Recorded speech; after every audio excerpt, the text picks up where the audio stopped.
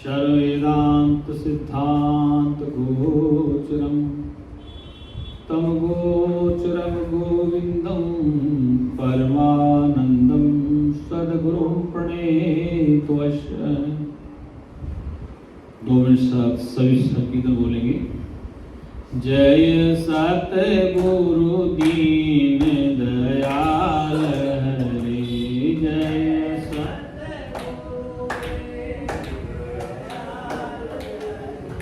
जिनने भव सागर पार करे, जिनने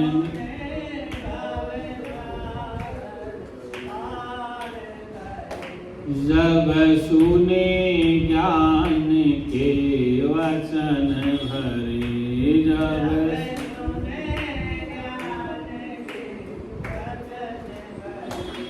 दुख देने वाले कष्ट तरे, दुख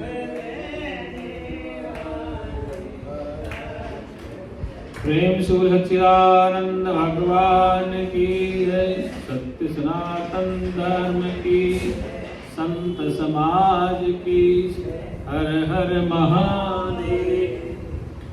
आइए चर्चा कर रहे थे विवेक चूड़ामणि पे। तो आज ये विवेक चूड़ामणि का 21वां श्लोक है। 20 श्लोक कल हो गए थे, आज 21वां श्लोक है। तो इसमें शंकराचार्य भगवान कह रहे हैं तत्व वैराग्यम जिहासा या दर्शनम शरणादि भी देहादि ब्रह्म पर्यंते ही अनित्य भोग वस्तुनि। आचार्य शंकर कह रहे हैं कि हे जगत वालों सुन लो ये बात। किसी वस्तु को देखने सुनने आदि से प्राप्त और नश्वर देह से लेकर ब्रह्मा जी तक के शरीर के माध्यम से अनुभव करते हुए जो अनित्य भोग हैं, उन सबको त्याग देने की इच्छा ही वैराग्य है। कह रहे हैं कि जो हम सुनते हैं, जो हम देखते हैं, जो हम छूते हैं, वो सब त्याग वस्तु है। अर्थात ब्रह्मा जी तक जो भी हम प्राप्त कर लेते हैं, देवी देवता अवतार जितने भी हैं प्राप्त हो भी जाएंगे, तो सब त्यागने योग्य हैं। क्या है? त्यागने योग्य। क्योंकि ऐसी मन की स्थिति हो तब उसको वैराग्य होता है। कल कहा था कि लोक में और किसी लोक में जाने की इच्छा भी न रहे, वैराग्य बता था कि आपको इस लोक और परलोक की भी कोई इच्छा न बनो, संसार की वस्तु पदार्थों की इच्छा नहीं। तो यहाँ लास्ट में कह दिया आप देवताओं की भी कोई इच्छा न रहे। शंकराचार्य कह रहे हैं कि तद् वैराग्यम जिहासा या दर्शन शरणादि भी देहादि ब्रह्म पर्यंते, शरीर सहित ब्रह्मा जी तक भी, मृत्यु प्राणी के देह से लेकर ब्रह्मा जी तक, तो ब्रह्मा जी देवताओं में श्रेष्ठ है, तो ब्रह्मा जी तक भी सचमुच नाशवान भोग सामग्री में आपकी चित्तवृत्ति न लगनी चाहिए। अगर ब्रह्मा जी तक भी शरीर नश्वर है, ये शंकराचार्य भगवान कहें कि तो ये समझो कि हमारा कोई देवता कल्याण कर देगा, तो कह रहे कि वहां तक भी तुम्हारा ये सब नाशवान है। इस श्लोक में 22 में कहा गया है विरज्य विषयव्रातान दोहा दृष्टया मुर्मुहु स्वलक्ष्य नित्यावस्था मनसः समय उच्यते। विशेष समय बार बार दोष दर्शन करने के फलस्वरूप उनसे विरक्त होकर जब मन अपने लक्ष्य में स्थिर हो जाए तब उस अवस्था को शम कहा जाता है। इस अवस्था क्या है? संसार के विषय वस्तुओं से जब आपका मन हट जाए और मन एकाग्र हो जाए तो उसे सम अवस्था कहा। क्या कहा है? सम अवस्था मानी कि आपका आकर्षण खत्म हो गया संसार के वस्तु पदार्थ से, तो उसे सम अवस्था कहा गया। फिर आगे कहा है श्लोक नंबर फिर कहा है 23 में विषय में प्रावर्त्य स्थापनम स्वगोलके उपशाम इंद्रियाणाम सदम परिकीर्ति ब्रह्मामलम प्रत्येष उपरति उत्तमा। ज्ञानेन्द्रिय और कर्मेंद्रियों दोनों को उनके अपने विषयों से हटाकर अपने अपने गोलकों में स्थिर कर देना दम कहलाता है। जो हमारी ज्ञानेंद्रियां हैं, जिससे हमें ज्ञान होता है, जिसे हमें देखने का, सुनने का ज्ञान होता है, या इंद्रियों में जैसे खाने का, पीने का होता है, तो सारी इंद्रियों को उनके विषयों से हटाकर उनके गोलकों में फिट कर दो, अर्थात आपका दम हो जाए। मतलब इंद्रियों को रोकना दम है। शमानी इंद्रियों को विषय तब नहीं जाना सम है, और इंद्रियों को रोकना दम कहलाता है। फिर आगे बताया, जो जो हम अभ्यास पथ पर बढ़ते हैं हमारी कठिनाई दूर हो जाती है। तो शुरू में दिक्कत तो आती है, जब नया नया जिज्ञासु सत्संग सुनने आता है तो शास्त्र की बात उसको अटपटी लगती है कि इंद्रियों को कैसे रोकेंगे, मन को कैसे रोकेंगे।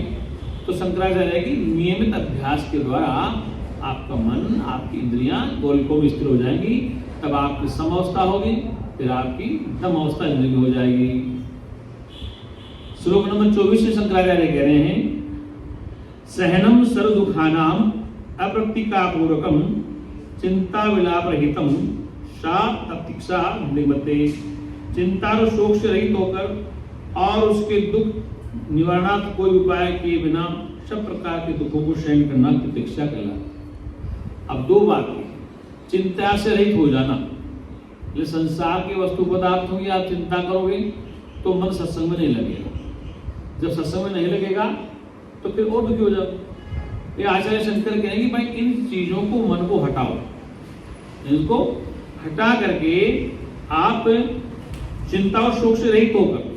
अब लोग ये महाराज चिंता तो होती है, घर में दुख तो होता ही है, तो शंकर इनकी तो तुम बार बार ध्यान दोगे तो आप अपने लक्ष्य को नहीं प्राप्त कर सकते। क्यों राम को जब राजा दशरथ ने कहा कि सुबह राम अयोध्या के राजा बनेंगे, बड़ी प्रसन्नता से घोषणा कर दी दशरथ जी ने कि सुबह प्रातःकाल होते ही राम को अयोध्या का राजा बनाया जाएगा, तो चिंता से मुक्त हो गए। अब मेरा राजकुमार बन जाए, बड़ा बड़ा पुत्र। लेकिन जैसे सायंकाल हुआ के ने ड्रामा कर दिया, बोले नहीं भाई ये काम नहीं चलेगा, अब आपको 2 वचन देने पड़े। किसने कहा? के ने कहा कि अब आज मुझे 2 वचन चाहिए तुम्हारे, जो आपने वादा किया था।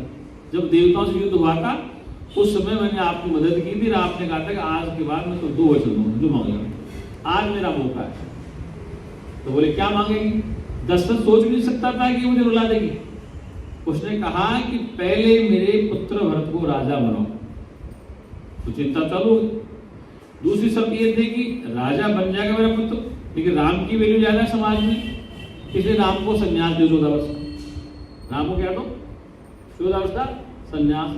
तो दोनों मांग होते ही दशरथ जी को चिंतन चालू हो गया और बड़े विलाप कर रहे हैं। वाल्मीकि रामायण में लिखा है कि दशरथ कह रहे कि कहीं मान जा तो तेरे इस बुद्धि को बदल दे, तो हट योग मत कर। रो रहा है, गिड़गिड़ा रहा दशरथ, ये काम मेरे राम को वनवास मत दे तू। बोले ये वचन देने पड़ेंगे या वचन हट जाओ आप तो कहते हैं कि रघुकुल रीति सदा चले आई, प्राण जाए पर वचन न जाए। अब तो वचन क्यों हट रहे हो? आपने कहा था कि वचन दो। तो चिंता शोक से रहित होना राम के बाप नहीं हो पाए। कौन? राम के पिता दशरथ भी चिंता में डूब गए जैसे के ने वरदान मांगा। शंकराचार्य कहते हैं कि शोक और चिंता से रहित हो जाओ। क्या कह रहे हैं? शोक और चिंता से रहित हो जाओ और उसके निवारण, दुख के निवारणार्थ कोई उपाय किए बिना सब प्रकार के दुखों को सहन करना दिखता है। अब समस्या अचानक आ गई, समाधान नहीं हो पा रहा है तो क्या करें? समाधान का प्रयास भी करें, नहीं हो पा रहा है तो उस स्थिति को सहन करना ही तितिक्षा है। पहले सम, फिर दम और तितिक्षा। क्या कहा? कि जैसे समस्या आ गई सामने और उसका कोई निवारण नहीं दिख रहा, कोई समाधान नहीं दिख रहा है, परिस्थितियां विषम आ गई, घर वाले नाराज हो गए, परिवार नाराज हो गया, वो हो गया, रिश्तेदार नाराज हो गए, ऐसी परिस्थितियां आप सबके सामने आई हैं, आती रहेंगी। जब तक शरीर है ये परिस्थितियां सबके घर में आती। कभी सास नाराज है, कभी बहू नाराज है, कभी बेटा नाराज ना हो जाए, कभी बहू नाराज ना हो जाए, ये समस्याएं संसार में आती रहती। तो कहते हैं ऐसी समस्याएं आएंगी तो चिंता शोक से रहित होगा। तो बोले आप उस समय क्या करेंगे? बोले इनकी तरफ ध्यान मत दो, तो वो सहन करने की क्षमता है। जितने समय समस्या सदा नहीं रहती, आज समस्या खत्म कल दूसरी आ जाएगी, आज छोटी कल और बड़ी आ जाएगी।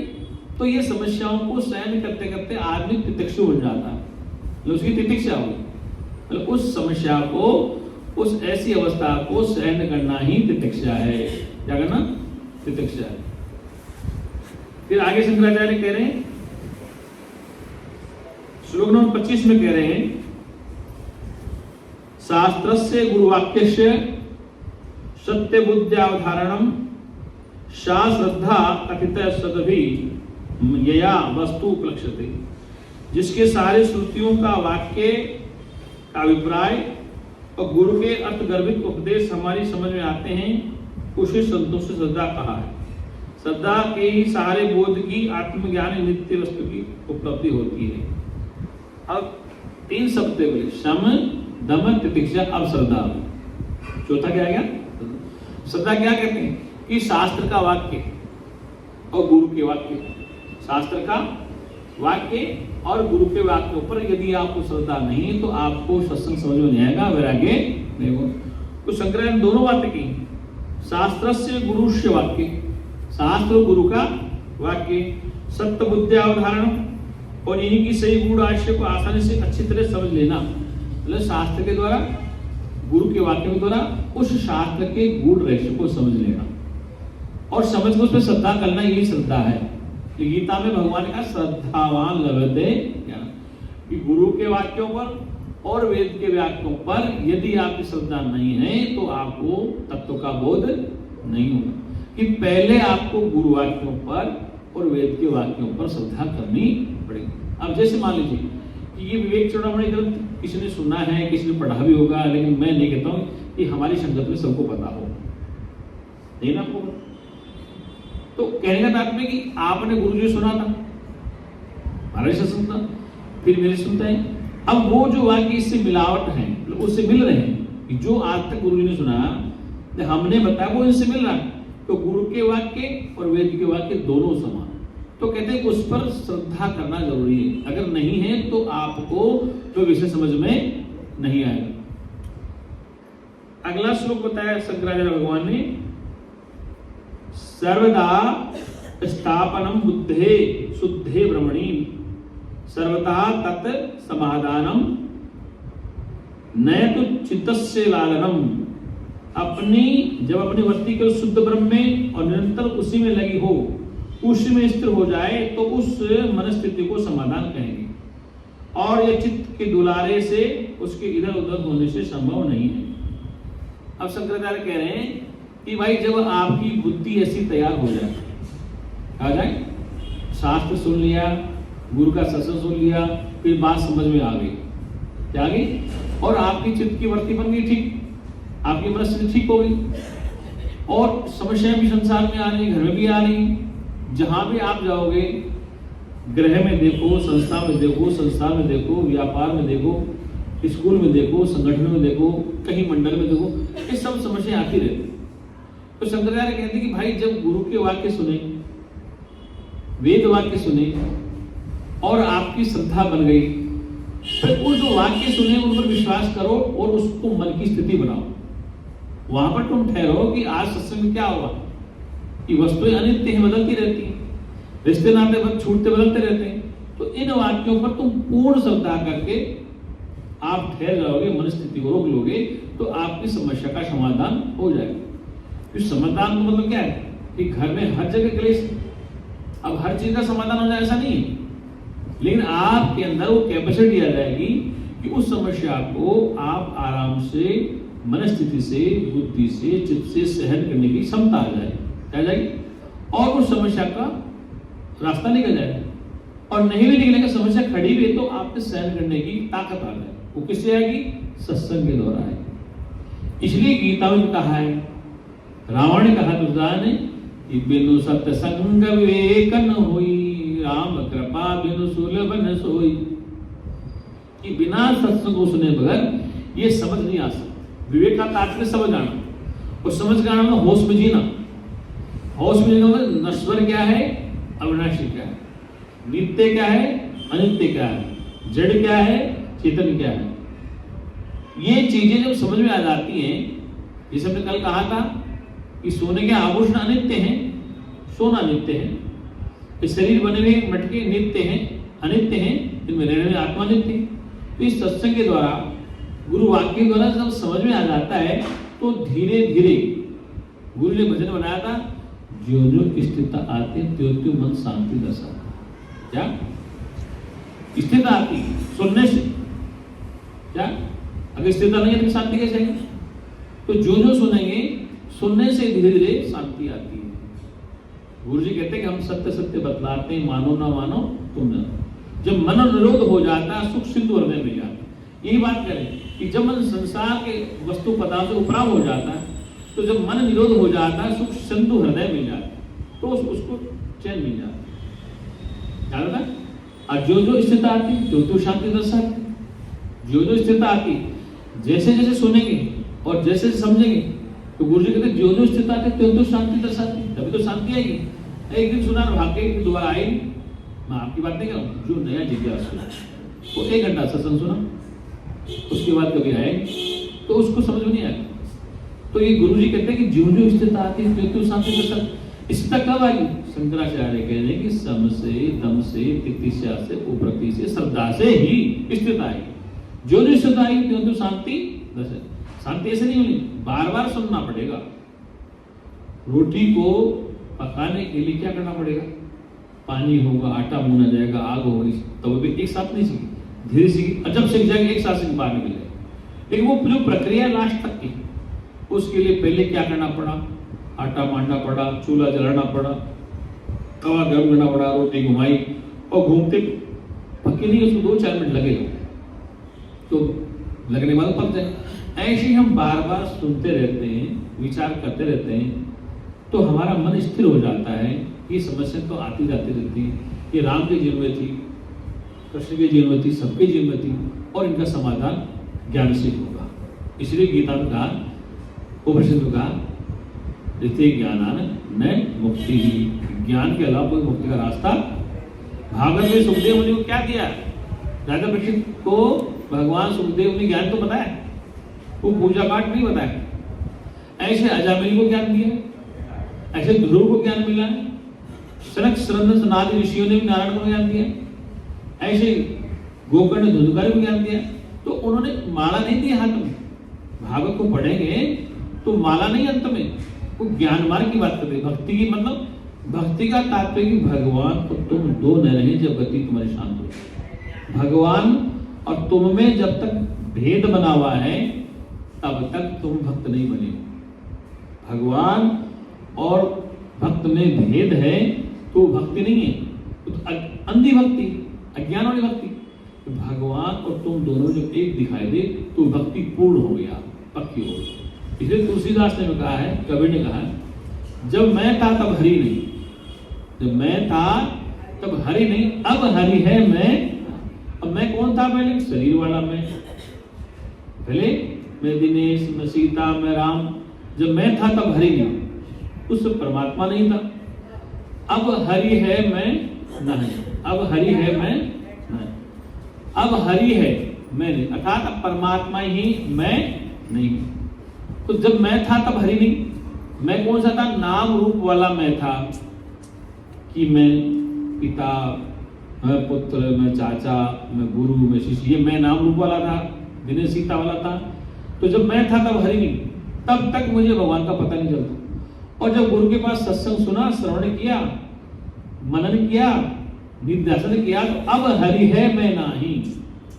अब मुझे पता लगा कि हरि से अलग कुछ है ही नहीं, मेरा कोई वजूद नहीं।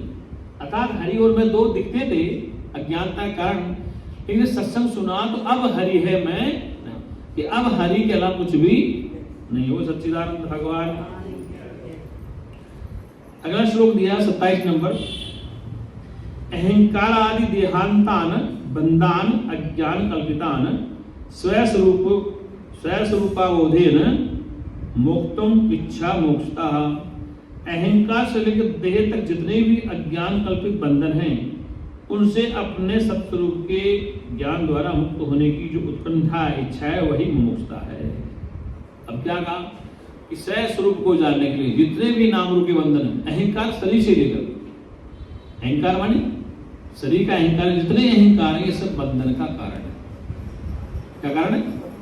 और इन बंधन से जो छूटना चाहता है, देखो जब बच्चा संसार में प्रकट होता है उसको ये नहीं पता कि मेरी माँ कौन है, पिता कौन है, तो हम संसार के कुछ सिखाते हैं, बोलो मम्मी, बोलो पापा, बोलो चाचा, बोलो ताऊ, ये सिखाते हैं। तो सिखा के वो बंधन में आ जाता है। फिर जो जो बड़ा होता है उसको और बंधन होता है। तो पहले उसको शरीर का अहंकार, फिर माता पिता का नाम रूप का अहंकार, फिर खुद का, तो धीरे धीरे उस पर अनेक नाम रूप की चादर चढ़ जाती है। और चढ़ने के बाद वो इतना जाल में बंद हो जाता है कि अपने स्वरूप का उसको ज्ञान ही नहीं होता है। तो शंकराचार्य कहते हैं कि देखो भाई, अहंकार आदि देहांतन, शरीर से लेकर अहंकार, शरीर तक का अहंकार, ये सारे अहंकार जितने भी हैं अज्ञान कल्पित बंधन हैं। ये सारे किससे हैं? अज्ञान से कल्पित बंधन है। और इन बंधनों से जो छूटने की इच्छा है कि इस घेरे में से मैं कैसे निकलूं। उदाहरण के लिए, आपके घर में अगर कोई समस्या आ जाती है, अचानक आ गई, अचानक आपदा आ गई, अचानक समस्या खड़ी हो जाती, आप अकेले तो समस्या है, परिवार तो समस्या आ गई अचानक, अब उस समस्या को आते आप एकदम से घबराहट हो जाए, अब क्या करें? तो वो जो घबराहट है उसकी मुक्ति का रास्ता क्या है? लोग बंधन कैसे कहते हैं? बच्चे ने कुछ कह दिया, बहू ने कुछ कह दिया, रिश्तेदार ने कुछ कह दिया, पड़ोसी कुछ कह दिया, किसी ने कुछ आरोप लगा दिया, तो वो ऐसी स्थिति जब बन जाती है, आदमी बंधन में फंस जाता है। उसमें कैसे मुक्ति मिले, इस जंजाल से कैसे भागे? पति पत्नी में झगड़ा हो गया, दूर बन जाओ, पति पत्नी में झगड़ा, तो इसका बंधन लगा तो छोड़ जाएगा वो, पति छोड़ता मैं चले जाऊँ, पति छोड़ मैं चले, तो बंधन लगता है। वो जो बंधन को छोड़ने की जो उत्कंठा है कि इस लफड़े से कैसे बचा जाए, इस नाम रूप के झगड़े से बचा कैसे जाए, तो जब बचने की जो इच्छा होती है उसको कहते हैं मुमुक्षुता। बंधन से छूटने की इच्छा का नाम ही मुमुक्षुता है। बोले सच्चिदानंद भगवान की। समझ में आ रहा आपको? है ठीक है।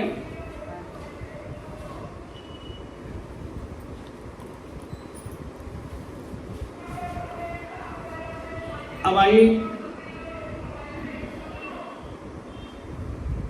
श्लोक नंबर 28। मंद मध्यम रूपादि समाधि नाम वैराग्यन प्रसादेन गुरुषा यम प्रवधा सुयते फलम। साधक में मोक्षता यदि मंद और मध्यम भी हो तब भी गुरु कृपा वैराग्य और समाधि सत्संपत्ति से सारे फल तीव्र होकर अभिष्ट फलादि दायनी हो जाती है। अगर आपके हल्का वैराग्य है, थोड़ी बुद्धि कम है, मंद वैराग्य, लेकिन आप लगातार सत्संग सुन रहे हैं, शंकराचार्य कहेंगे हो सकता है आपके अंदर कम बुद्धि हो, वैराग्य कम हो, दुख ज्यादा कष्ट न दे रहे हो, आप ये सोच रहे हो सत्संग होता रहता है, घर का भी काम देगा, तो कहेंगे अगर आपका वैराग्य मंद भी है, बुद्धि कम भी काम कर रही है, लेकिन अगर लगातार आप सुन रहे हैं, लगातार चिंतन कर रहे हैं और लगातार विषय को समझते हैं, तो शंकराचार्य कह रहे हैं कि धीरे धीरे वह भी अभिष्ट फलदायी हो जाते। समदवादी सब संपत्ति के सहारे आपके वैराग्य भी कम है, बुद्धि भी कम, लेकिन आपने धीरे धीरे सुनना चालू कर दिया। करत अभ्यास के जड़मती होते सुधा। जड़मती हो जिसकी बुद्धि कम है, जड़ बुद्धि का जो मंद बुद्धि का, वो भी अगर बार बार परीक्षा देता तो एकदम पास हो जाता। एक लड़का 10वीं क्लास में फेल हो गया, फिर दोबारा फेल हो गया, लेकिन वो लगातार पास होने की इच्छा से मेहनत कर रहा है, मेहनत भी करता है, क्या तो दिमाग कमजोर है या पेपर उसकी स्टडी में नहीं आता, लेकिन तीसरी बार वो पास हो गया अच्छे नंबर से। इसका मतलब अगर वो प्रयास छोड़ देता तो पास नहीं होता। तो कहते हैं मंद वैराग्य वाला भी, जिसे वैराग्य कम है, जिसकी बुद्धि कम काम होती है, लेकिन वो लगातार लगा रहे, मतलब इस मार्ग को छोड़े नहीं, तो कहते हैं निश्चित रूप से वो फलदायी बन जाएगी। वो व्यवस्था उसकी एक दिन निश्चित फलदायी, फल का मतलब निश्चित उसको एक दिन अपने सत्य का बोध हो ही जाएगा। ऐसा नहीं कि नहीं होगा, लेकिन मंद बुद्धि का मतलब कि आप सत्संग नहीं छोड़ेंगे, मंद वैराग्य मतलब आप सत्संग नहीं छोड़ेंगे, तो मंद वैराग्य होगा, बुद्धि कम होगी, फिर भी आपको प्रयास करते रहना चाहिए, और ऐसा प्रयास आपको निश्चित फल दे देगा। जैसे एक बच्चा बार बार फेल हो रहा है, 2 बार फेल हो गया। अगर वो पढ़ने का तैयार कर रहा है तो तीसरी बार निकल जाए। ऐसे जीवन में अनेक समस्या आती, आज भी समस्या है, कल समस्या। अगर आप समस्या का मुकाबला नहीं करेंगे तो समस्या और बढ़ेगी। इसलिए समस्याएं आएंगी, लेकिन आपके अंदर धैर्यता सत्संग से आएगी। इसे आएगी सत्संग से, हिम्मत आएगी। अगला है श्लोक नंबर 28। अगला नंबर 28 नंबर श्लोक है। 28 तो हो गया, 29 नंबर श्लोक नंबर 29 है। वैराग्यम च मुमुक्षुत्वम तीव्रम यस्य विद्यते तस्मिन् एव अर्थवन्त सयु फलवन्त समादय। मतलब विरक्त और मुक्ता मोक्ष की इच्छा, गहरी उत्कंठ जिज्ञासा जिसकी सचमुच है, उसमें केवल सार्थक होगी फलीभूत सम इत्यादि का अभ्यास। केवल उसी में सम आदि अन्य अभ्यास सार्थक और फलप्रद होंगे जिसमें वैराग्य और मोक्ष तीव्र होगा। अब दूसरी बात करी संग्रह, पहले मंदबुद्धि कही थी, एक प्रयास जारी रखो। अब कह रहे कि जिसकी बुद्धि तो बहुत तेज है, तीक्ष्ण बुद्धि, लेकिन अभी उसमें वैराग्य नहीं। कई लोग आज तार्किक आते हैं, बुद्धि बहुत तेज है, लेकिन अभी उसका वैराग्य नहीं। वैराग्य नहीं होने से उसकी तितिक्षा भी नहीं, उसकी समदम भी नहीं। तो तर्क तो करता है, लेकिन अभ्यास नहीं कर रहा है ठहरने का। क्योंकि जिसकी बुद्धि तर्कशील है, तो तीक्ष्ण बुद्धि वाला, तेज बुद्धि वाला है, लेकिन उसमें वैराग्य नहीं है, शम दम तितिक्षा श्रद्धा भी नहीं है, वो तो केवल जांचने आया है, तो वह व्यक्ति अभ्यास करेगा तो ही उसको बोध होगा। 1-2 बार तर्क करके चलाएगा, बात नहीं बनेगी। उसके लिए उसकी तैयारी पूरी चाहिए। क्या चाहिए? उसको अभ्यास करना पड़ेगा, सुनना पड़ेगा, शास्त्र पढ़ने पड़ेंगे, गुरु के प्रति श्रद्धा बनानी पड़ेगी, शास्त्र के प्रति विश्वास करना पड़ेगा। तर्क तो बहुत है, लेकिन वो न तो वेद की श्रद्धा को समझता है, न गुरु की श्रद्धा को समझता है, तो ऐसा व्यक्ति है तत्व को प्राप्त नहीं हो सकता। आइए श्लोक नंबर 30 शंकराचार्य कहें, एतयो मंदतः यत्र व्यक्तत्व मोक्षयो मरो सलवितम तत्र समादे भान मात्रतः। जिसमें वैराग्य और मोक्ष दोनों ही मंद है, न तो वैराग्य है न उसमें तितिक्षा है, दोनों ही मंद है। वैराग्य भी हल्का है और तितिक्षा भी नहीं, बंधन छूटने की इच्छा भी नहीं। तो कह रहे हैं शम आदि गुण भी वैसे निष्प्रभावी हो जाते हैं जैसे मरुस्थल में जल की प्रतीति, जिसमें वैराग्य भी नहीं न तितिक्षा। तो कहते हैं कि वो ऐसे निष्फल हो जाता है जैसे रेगिस्तान को बीज डाल दे, वो पानी है ही वहां, तो अब पौधा कैसे बनेगा? तो बीज को मिट्टी में डाल दिया, वहां बारिश नहीं है रेगिस्तान में, तो फल नहीं बनेगा, पौधा नहीं बनेगा। तो जिसमें वैराग्य नहीं है और तितिक्षा नहीं है, तो वह अपने लक्ष्य को प्राप्त नहीं कर सकता। इसलिए वैराग्य का होना बहुत जरूरी है, तितिक्षा होना बहुत जरूरी, तभी फल प्राप्त होगा था, तभी अपने लक्ष्य को तेजी प्राप्त कर सकता है। वरना मरुस्थल में जल प्रतीत होता है, ऐसे उसकी स्थिति हो जाएगी। वास्तव में वह अपने स्वरूप को बोध नहीं कर सकता है। अब आ गई श्लोक नंबर 31, भक्ति दृढ़ और परा। भक्ति में दृढ़ता और परा। क्या है दृढ़ता भक्ति? इस पर शंकराचार्य का व्याख्यान है। कह रहे हैं मोक्ष कारणा समग्रायाम भक्ति एव गरिष्यसि स्वस्वरूपानुसंधानम भक्ति इति अधिधीयते। मुक्ति की सामग्री अर्थात आवश्यक साधनाएं, परिस्थितियां आदि में से भक्ति एकमात्र सर्वाधिक महत्वपूर्ण अपने स्वास्तिक नित्य स्वरूप को जानने की निरंतर कोशिश को ही भक्ति कहते हैं। सीधी बराबर स्वयं स्वरूप अनुसंधानम अर्थात अपने स्वरूप के बारे में विचार करना ही भक्ति है। शंकराचार्य ने सारी बात काट दी और एक ही श्लोक कहा है कि स्वयं स्वरूप अनुसंधानम भक्ति क्या है? गरियसी सर्वाधिक महत्वपूर्ण क्या चीज है? भक्ति किसे कहा? शंकराचार्य ने कहा है कि मोक्ष कारण सामग्र्याम, वह सामग्री जो मोक्ष में सहायक है। कौन सी सामग्री होता है सहायक? शम दम तितिक्षा उपरति श्रद्धा समाधान। ये षट संपत्ति अगर नहीं है, वो सामग्री आपके पास नहीं। भोजन कैसे बना हुए जब सामग्री है नहीं, न आटा है, न दाल है, न सब्जी है, न कुछ नहीं, तो सामग्री से बगैर भोजन कैसे बनेगा? तो शंकराचार्य मोक्ष प्राप्ति के जो साधन है, कारण है, सहायक, उनको साथ रखना जरूरी। और वो साथ रखने के बाद क्या करना आपको? भक्ति एवं विशेषी, भक्ति एकमात्र सर्वाधिक महत्वपूर्ण स्वरूप को जानने की निरंतर विशेष है। स्वस्वरूप अनुसंधान, अपने स्वस्वरूप का अनुसंधान, अपने स्वस्वरूप के बारे में विचार करना ही भक्ति। शुरुआत की एक बात कह दी, क्या कह दी कि स्वस्वरूपानुसंधानम भक्ति अधिवियते, अपने सर्वाधिक महत्वपूर्ण अपने वास्तविक स्वरूप को जानने की निरंतर कोशिश को ही भक्ति कहते हैं। ये शंकराचार्य का मैं नहीं कर रहा हूं। अने नाम का नाम लिया, ने कृष्ण का नाम लिया, ने ब्रह्मा विष्णु का नाम, उन्हें स्पष्ट कहा है कि अपने स्वरूप को जानने की जो सामग्री है, शम दम तितिक्षा उपरति हो, और फिर आपके अंदर स्वरूप को जानने की उत्कंठा हो, तो स्व स्वरूप अनुसंधान भक्ति तीव्र हो, अपने स्वरूप को जानने की अनुसंधान करने की तितिक्षा पक्की हो, तो वह भक्ति है। वो क्या है? तो यहां पर नहीं उन्होंने कोई माला का नाम लिया है, न किसी देवता का नाम लिया, सीधा स्पष्ट उपदेश दिया। अगला श्लोक बताया है, श्लोक नंबर 32, गुरु संपत्ति प्रश्न विधि।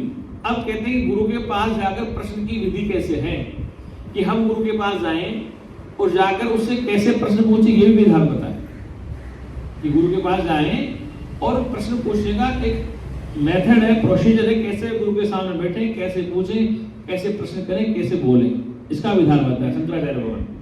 कह रहे हैं स्वात्म तत्वानुसंधानम भक्ति इति अपरे जगु उपसिदेत प्रज्ञान गुरु यस्सात् बंध मोक्षणाय उक्त साधन संपन्न तत्व जिज्ञासुरात्मर।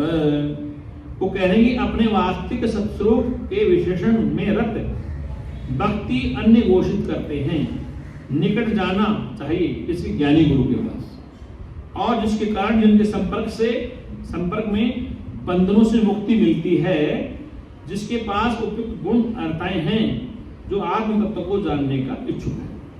अब गुरु के पास जाने के लिए कहा कि उस गुरु के पास वो सारी विधियां हैं, जिसे शास्त्र पढ़े हैं, उपनिषद पढ़ी है, समझता है और समझाने में समर्थवान है। अर्थात जो आपको सामग्री चाहिए, आपको सोने की दुकान पे जाना है, चांदी की दुकान पे जाना है, हीरे की दुकान पे जाना है, तो दुकानदार के पास सामग्री है बेचने के लिए, तभी तो आप वहां जाएंगे। तो कह रहे हैं उस गुरु की दुकान पे सब सामग्री मिलेगी आपको, लेकिन आपके अंदर भक्ति हो, आपके अंदर, आप दुकान पे गए, पैसे है नहीं, खरीदने सोना के सब्जी के पैसे है नहीं, तो सोने का तात्पर्य क्या है? उच्च कोटि की दुकान, हीरो की दुकान उच्च कोटि की दुकान, उच्च कोटि का ब्रह्म ज्ञान तत्व है, तो आप वहां चले गए, फिर पैसे नहीं, पैसे का तात्पर्य नगद नहीं, आपकी तैयारी नहीं है, सम दम प्रतीक्षा उपरति श्रद्धा समाधान आपके पास नहीं है, तो उस दुकान के तुम ग्राहक नहीं हो सकते। क्या कहा सकते हैं कि उस दुकान पे आप नहीं पहुंच पाओगे। अगर आप पहुंचोगे तो उसके पास सारी सामग्री है, लेकिन आपके अंदर स्वयं स्वरूप को समझने की प्रबल जिज्ञासा हो, तो आपका जीवन सफल। ये शंकराचार्य कहे हैं कि उसके पास जाना चाहिए जो सारी सामग्री अपने पास रखता है और आपके प्रश्नों का उत्तर देने में सक्षम है, समाधान करने में समर्थ है शास्त्र विधि से। तो वहां जाकर के आप फिर प्रश्न पूछें। तो स्वयं स्वरूप अनुसंधानम अर्थात अपने स्वरूप को जानने के लिए क्या क्या तरीका है? अनुसंधान में खोज करना, रिसर्च करना है, मैं कौन हूं, अब मैं कौन हूं, इस बात को समझाने के साधन क्या क्या है? शास्त्र है, गुरु है, वेद है। तो ये सामग्री अगर नहीं है और वो गुरु जो समझता है, शास्त्र को जानता है, वेद को जानता है, उपनिषद को जानता है, ब्रह्मसूत्रों को जानता है और आपको समझाने में समर्थवान है, ऐसे गुरु के पास जाना चाहिए। तो शंकराचार्य करें स्वात्म अनुसंधानम भक्ति इति अपरे जगु उपदेश, उस गुरु के समीप जाना चाहिए। समीप का मतलब निकट, पास में जाके सुनना चाहिए। उस सच्चिदानंद भगवान की। अब यहाँ सभी गुरु कैसा? प्रज्ञान गुरु, एक शब्द कहा शंकराचार्य ने, गुरु कैसा? प्रज्ञान गुरु, ज्ञानी गुरु होना चाहिए। प्रज्ञान मतलब प्रज्ञानम आनंदम ब्रह्म। तो गुरु कैसा हो? तो प्रज्ञान गुरु जो ज्ञानवान है, जो शास्त्र वेद विधि को जानता है, समझाने में समर्थवान है, तो प्रज्ञान गुरु, उस गुरु के शरण में जाना चाहिए। हाँ बोलो।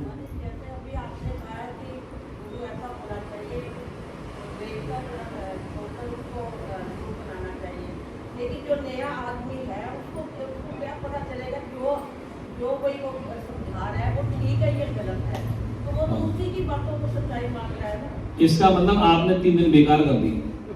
ये प्रश्न पहले ही कहा था मैं कि वेदांत का जिज्ञासु कौन है, पहले ही श्लोक में आई 2 बातें। नहीं, वो जिज्ञासु वो कहते हैं हम हैं जिज्ञासु जानते हैं, नहीं, लेकिन फिर भी जैसे अरे उन्होंने पहले कहा था जो शास्त्रों का अभ्यास कर रहा है वो तो जिज्ञासु है, जो पढ़ रहा है। इन्होंने शर्त लगाई कि इस वेदांत का छात्र कौन हो सकता है, पीएचडी कौन करेगा, जिसने एमए कर रखी हो, नेट पास कर रखा हो, फेलोशिप कर, वो तो पीएचडी में जाएगा। आपने सुनी नहीं, मैंने कल क्या कहा था मैं कि उसकी तैयारी होगी, वो ऐसा ब्रह्मचारी होगा जो गुरु के पास जाएगा, इसकी तैयारी है पूरी। अब आपका प्रश्न तो कल ही खत्म हो गया था, लेकिन ध्यान नहीं दिया आपने, दोबारा सुना उसको। उन्होंने पहले क्या शंका लगाया कि वो कैसा जिज्ञासु, साधन चतुष्टय बताया था, पहले कहा था कि साधन चतुष्टय संपन्न हो, जिसको संसार के लोक परलोक की समस्या नचिकेता दृष्टांत देता कब में ऐसा हो, जिसको न इस लोक में न परलोक की चिंता है, न संसार की वस्तुओं की न हो, तो ऐसा जिज्ञासु पात्र है जो शास्त्र पढ़ता है, वही वेदांत क्लास में जाता है। अब आपने इसको ध्यान से नहीं सुना, ये बात मैंने कल कह रही थी, परसों कही थी, ये कही थी नहीं कही थी, याद आ गई, लेकिन पेट्रोल कम काम करती उड़ा, इसलिए कि उसका पात्र होना चाहिए। पीएचडी में कौन जाएगा, जिसने एमए एमफिल किया है, टेस्ट पास किया, वो पीएचडी करेगा। अब आप वही बात करेंगे वहां, वो कैसे जानता है भाई, वो पीएचडी में वही जाएगा जो सामग्री पास उसके पास, मतलब उसने शास्त्र को पढ़ा है, गुरु के साथ रह रहा है, अनेक शास्त्र अध्ययन किया, तो वो वेदांत का जिज्ञासु, इसलिए वो आएगा।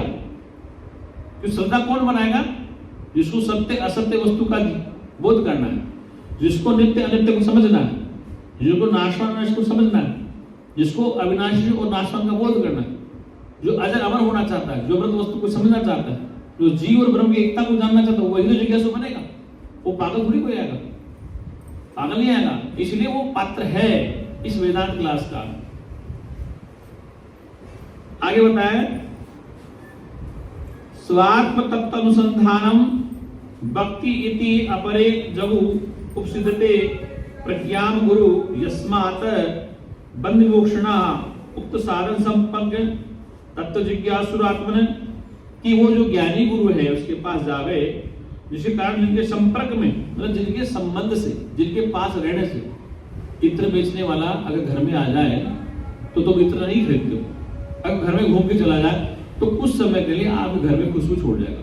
ये होता नहीं होता, कोई इत्र बेचने वाला बैग ले घूम रहा है, सेंट ले लो सेंट ले लो, और आपने लिया भी नहीं, अरे भैया क्या भाव है, अब वो आपके घर में घूम गया तो घंटा 2 घंटा घर में खुशबू डाले। तो यहाँ शंकराचार्य बहुत अच्छी बात करें, गुरु के संबंध में संपर्क में रहने से भी आपके भय की निवृत्ति होती, तत्व का बोध होता है। इसने कहा है गुरु का सानिध्य होना जरूरी है। इन्हें कहा है प्रज्ञान गुरु, गुरु कैसा, ज्ञानी गुरु होना चाहिए। फिर कहा है यस्मात्, जिसके कारण, जिनके संपर्क में, अर्थात गुरु के संपर्क में, बंध मोक्षणा, बंधनों से मुक्ति मिलती है। और कहा उक्त साधन संपन्न, जिसके पास उपयुक्त गुण अर्हताएं हैं, मतलब उसके पास योग्यताएं हैं जिससे कि जीव का कल्याण, वो सब शास्त्र को समझता है, समझाने में समर्थवान, तो उसके पास एकेडमिक क्वालिफिकेशन है, योग्यताएं हैं। अर्हता बताइए शंकराचार्य, उसके पास एक क्षमता है, योग्यता है, अर्हता नहीं, उसके पास एकेडमिक क्वालिफिकेशन है, अर्थात वो इन चीजों को समझता है, समझाने में समर्थवान। जो आत्म तत्व को जानने का इच्छुक है, इच्छुक मन जिज्ञासु, वो उनके पास जाए। तो यहाँ पर 2 चीजें, गुरु के सानिध्य में, एक वेद में मंत्र आता है, तत्व विज्ञानार्थम स गुरु विभाग गच्छेत, स गुरु विभाग गच्छेत समित पाणे श्रोत्यम ब्रह्मनिष्ठम। तत्व विज्ञानार्थम, उस परमात्मा को तत्वतः जानने के लिए सह बने वो जिज्ञासु गुरु विभाग गच्छेत, गुरु की शरण में जाए। और कैसे गुरु की शरण में जाए, कैसे, तत्व विज्ञानार्थम स गुरु विभाग गच्छेत समित पाणे समरण भाव से श्रोत्र ब्रह्मनिष्ठ, जो श्रोत्रिय है वो ब्रह्मनिष्ठ है, उसकी शरण में जाना थी। और कौन जिज्ञासु, वही पात्र है। पात्र होना सह, वो जिज्ञासु कौन होगा, जो पात्र होगा वही जाएगा। और वहां जाके कैसे भी गुरु के समीप रहकर सेवा शुश्रूषा, 2 शब्द, सेवा और शुश्रूषा, जो ब्रह्मवेता तत्ववेता महापुरुष के पास सेवा और शुश्रूषा। सेवा मानी जैसे धन से सेवा, कपड़े से सेवा, दवाई से सेवा, इस प्रकार से। और कहते हैं शुश्रूषा, जब गुरु बीमार हो जाए, क्या हो जाए, इस प्रकार पीड़ा कष्ट, तो उसकी शरीर की देखभाल करना, सेवा और शुश्रूषा दो चीज, वो कोई भी नहीं कर सकता। सेवा तो सब कर सकते हैं, पैसा दे सकते हैं, दान दे सकते हैं लाखों, लेकिन जब गुरु बीमार हो जाए, पिता बीमार हो जाए, माँ बीमार हो जाए, तब उसकी हालत खराब है, तब कोई ही शुश्रूषा कर पाता है, कोई नहीं कर पाता। औलाद तो नहीं कर पाती, जो आपको सारी संपत्ति आप सौंप के जा रहे हो, वो भी बुढ़ापे में चिंता करते कब मरे बूढ़ा, संपत्ति नाम कराओगे, तो उसको बोलते हैं सेवा और शुश्रूषा। तो सेवा हर कोई कर सकता है, पैसा दे सकता है, दान दे सकता है, पिता के लिए लाखों रुपए खर्च करता है, लेकिन बाप के पास जाके बैठ के सेवा नहीं कर सकता, हाथ पर नहीं दबा सकता, सेवा नहीं, तो वह है शुश्रूषा। तो शंकराचार्य की आपका संपर्क कैसे भी गुरु के पास हो, धन से सेवा, तन से सेवा, मन से सेवा, वस्त्र से सेवा, लेकिन जो शुश्रूषा है, जो गुरु या पिता बीमार हो जाए, शिष्य छोड़ के भाग जाते गुरु को, क्या करते, शिष्य छोड़ के भाग जाते। और आजकल तो शिष्य ऐसे आते हैं कि आते ही हमें संपत्ति दे दो, क्या करो। एक हमारे महात्मा को किसी ने बहका दिया, वो महात्मा थोड़ा कमजोर दिमाग से, नाम नहीं बताऊंगा, वो जो बहकाने बहुत तेज है, बोले गुरु जी कह रहे तो इतने साल से सेवा कर रहा आश्रम 15 साल होगी, तो महाराज से एक प्लाट मांग ले दिल्ली वाले के मेरे नाम कराओ, तो मैं तुम्हारी सेवा करूंगा। बोले पहले प्लाट नाम कराओ तो तुम्हारी सेवा करूंगा, वो कराओ, तो अब वो मंदबुद्धि का उसको बहका दिया, क्या कहते हैं, उसने किसने बहका दिया, वो बहकाना तेज था। तो कहने का तात्पर्य, वो देख अपवाद अनेक ऐसे दृष्टांत आज के जमाने में, बड़े बड़े मठों में शिष्य आते हैं, देखते हैं कि गुरु के पास गाड़ी कितनी है, गौशाला कितनी बड़ी है, मठ कितना बड़ा है, तो उसी का चेला बनने भाई।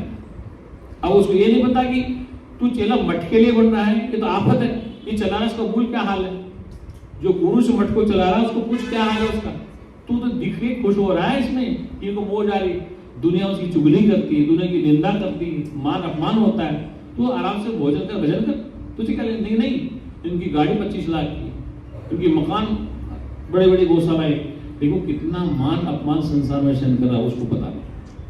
तो हर शिष्य ये चाहता है कि गुरु के पास जाके कुछ मिल जाए, जो मिलना चाहिए उसकी चिंता नहीं, वो ज्ञान लेगा भाई, गुरु के पास ज्ञान लेके तुम संसार कहीं विचरण करो, तो सबसे बड़ा तो ज्ञान दान कौन सा है, विद्या दानम तत्परम।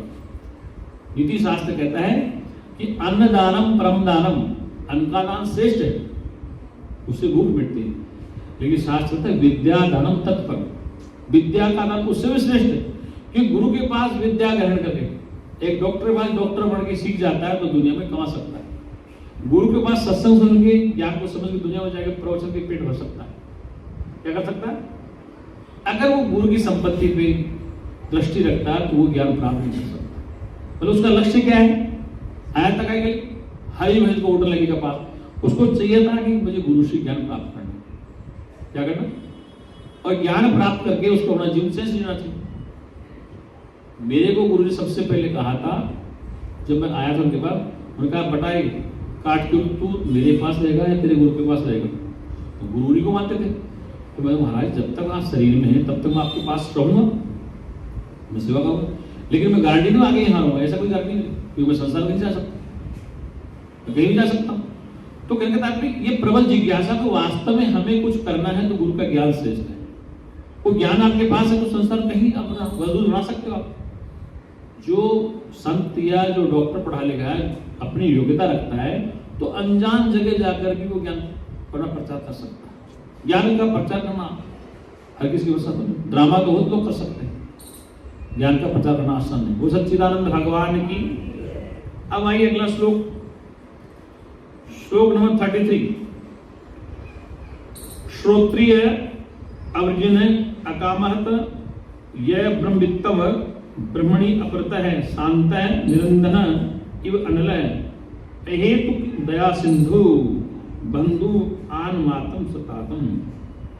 कहा कि जिसे श्रुतियों का सम्यक ज्ञान हो, अब गुरु की विशेषता है जिसे श्रुतियों का सम्यक ज्ञान, मतलब वेदों का जैसे अनुभव हो, समझाने में एक्सपर्ट हो, और कहा आगे निष्पाप अकामात कामनाओं से जो पीड़ित नहीं, निष्पाप मतलब वो किसी प्रकार के किसी के दोष नहीं देखता है।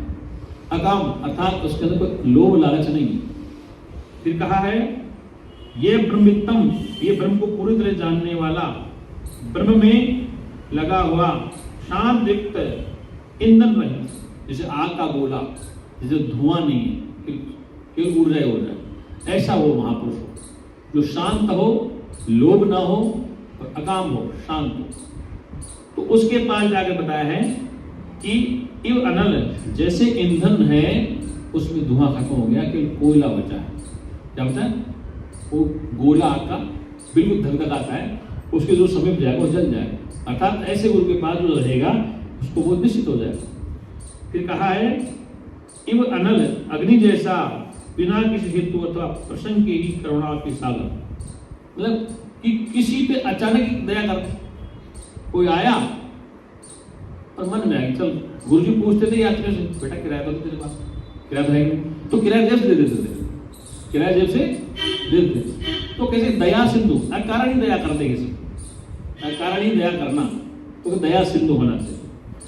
फिर कहता है मित्र उन सज्जनों को जो गुरु की शरण लेते हैं, अर्थात गुरु है जो जिसे सृष्टि का पूर्ण ज्ञान निष्पाप है।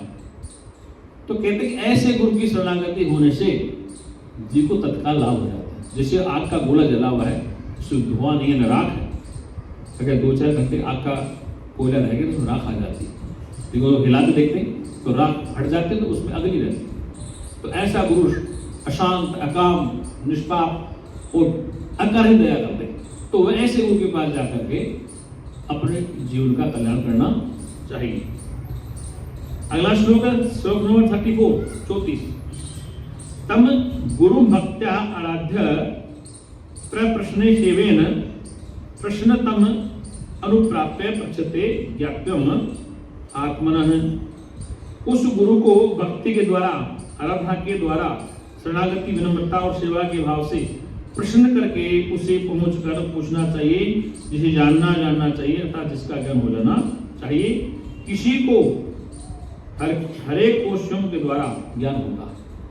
ये कह रहे हैं शंकराचार्य कि भाई जो ऐसा गुरु है उसके पास जाइए, और यही गीता में कहा परिप्रश्न से हो गया। इसी बात को शंकराचार्य कहते हैं कि उस गुरु के पास सेवा शुश्रूषा से उसको प्रश्न करिए और फिर प्रश्न पूछिए।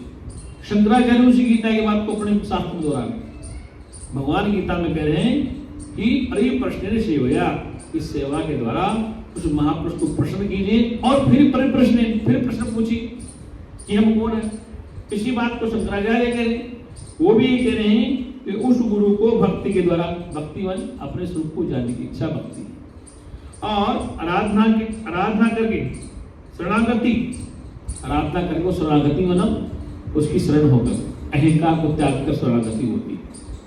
नाम रूप का अहंकार, पद का अहंकार, वर्ण का अहंकार, धन का अहंकार, किसी नेता पद का अहंकार, ये वहां नहीं चलता गुरु साहब। तो शरणागति होनी पड़ती, शरणागति सरेंडर होना पड़ता है कि मैं आपके सामने तुच्छ व्यक्ति हूँ, कुछ भी नहीं इस मामले में, मैं अज्ञानी हूँ, मैं डॉक्टर वकील हूँ, अपनी जगह हूँ, लेकिन इस विषय का मुझे ज्ञान नहीं। अब वो शरणागति का कल्याण कीजिए। तो कहते परिप्रश्न से हुआ, और प्रश्न बाद में पूछे, पहले सेवा के द्वारा उनके मन को प्रश्न करें। वो सच्चिदानंद भगवान की। श्लोक नंबर 35। स्वामिन नमः ते नत लोक बंधो करुणा सिंधो पतितम भवावतो माम उद्रिय ऋज्या अति करुणा सुधाभिवर्ती। आचार्य स्वामी मालिक नमस्कार प्रणाम आपको, शरणागतों के बंधु, करुणा के सागर, गिर पड़ा हूं। ये कौन कह रहा है? शंकराचार्य कहते जो शिष्य गुरु के संपर्क में जाता है उसके लिए विधान है।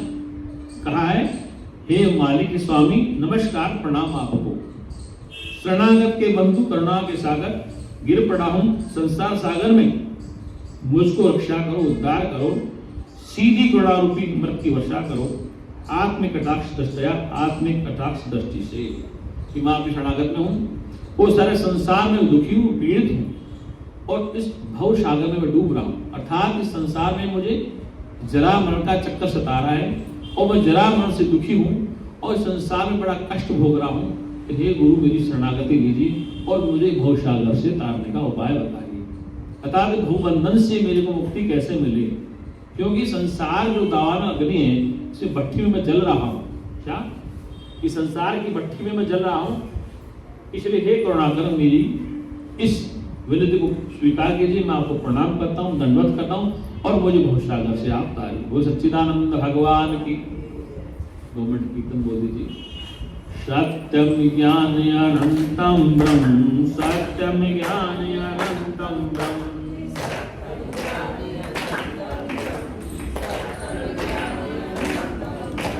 सत्यम ज्ञान अनंतम ब्रह्म, सत्यम ज्ञान अनंतम ब्रह्म,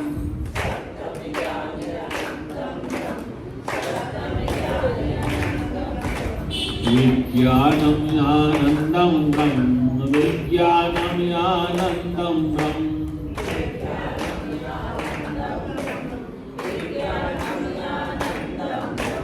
प्रज्ञानम आनंदम ब्रह्म, प्रज्ञानम आनंदम ब्रह्म,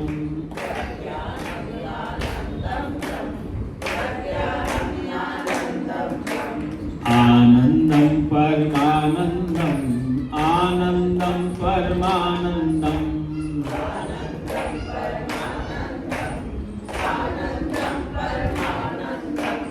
आनंदम परमानंदम, आनंदम परमानंदम,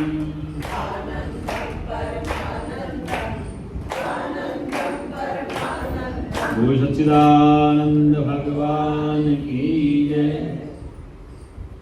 आइए श्लोक नंबर 36।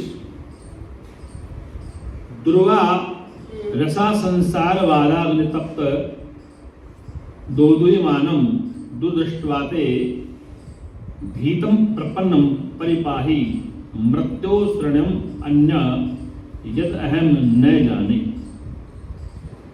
ऐसा है संसार, जन्म मरणादि संसार की दर्द की आग से तप्त कंपायमान दुर्भाग्य के थपेड़े आंधी से डरा हुआ शरणागत मांगता हूँ कि संसार से मैं दुखी हूँ और मैं संसार में थपेड़े खा रहा हूँ, कभी कैसा संसार का अनुभव है।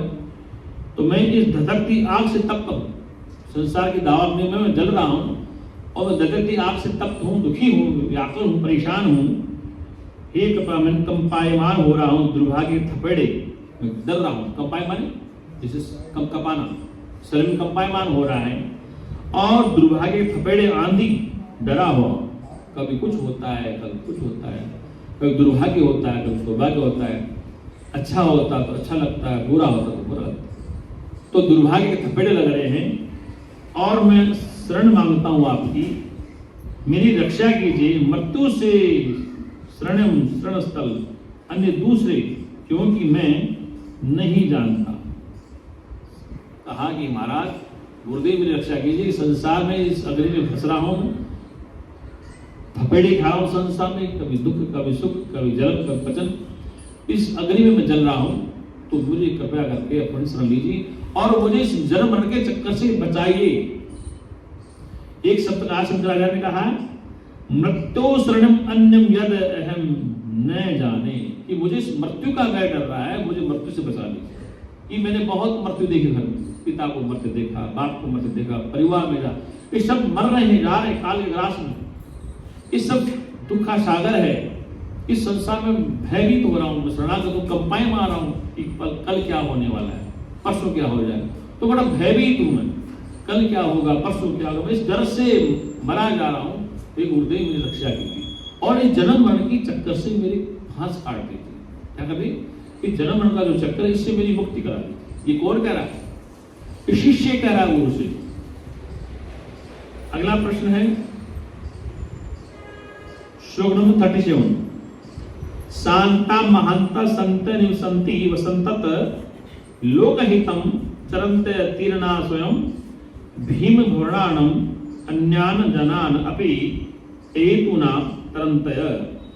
शांत मना, मान, उदार चेता सज्जन रहते हैं वसंत ऋतु की भांति, मानवता के कल्याण में चलते हैं, जिन्होंने पार कर लिया है अपने आप भय कर संसार रूपी सागर। अन्य लोग भी बिना किसी कारण विशेष के उनको पार उतरने में सहायता देते हैं। जिस महापुरुष ने इस संसार सागर को उतर लिया है, अर्थात जिन्होंने शास्त्र के द्वारा अपने स्वरूप को जान लिया है और जन्म मरण के चक्कर से छूट गए हैं, तो ऐसे जीव जो गुरु की शरणागति होते हैं तो वो उनको मुक्त करने में सक्षम हैं। अर्थात वो स्वयं मुक्त हैं और दूसरे को मुक्त करने में सक्षम है। अंधा व्यक्ति अंधे को रास्ता क्या बताएगा? अंधा व्यक्ति अंधे को रास्ता क्या बताएगा? नहीं बता। जिसको ज्ञान नहीं है वो दूसरे को बोध नहीं करता। जो स्वयं अंधेरे में खड़ा है वो दूसरे को प्रकाश नहीं दे सकता। तो आचार्य शंकर कहते हैं कि ऐसे महापुरुष की शरणागति करो जिससे संसार सागर का ये जो थपड़े लग रहे हैं दुर्भाग्य के, सौभाग्य के, तो जन्म मरण का जो चक्कर है इससे मुक्ति मिल जाए तो उसकी शरणागति करनी चाहिए। और वह आपको इस भव सागर से, इस भव जाल से, जरा व्याधि से, जन्म मरण की व्याधि से, ये भव सागर से इसको आपको तार देगा। बोल सच्चिदानंद भगवान की। अब आइए श्लोक नंबर 38। भगवान कह रहे हैं अयम स्वभाव स्वतः एव यत् परम पास प्रवणम महात्मानं सुधांसुम ए स्वयं अर्ककर्षम प्रभातिपातम चितम अवति किल। ये स्वभाव प्रकृति स्वाभाविक सचमुच ही जो कि दूसरों के कष्टों को दूर करने की प्रवृत्ति महात्माओं का चंद्रमा ये अपने आप सूर्य की प्रचंड किरणों से तप्त पृथ्वी की रक्षा करती है, ठंडा करती है, ऐसा क्यों नहीं होता?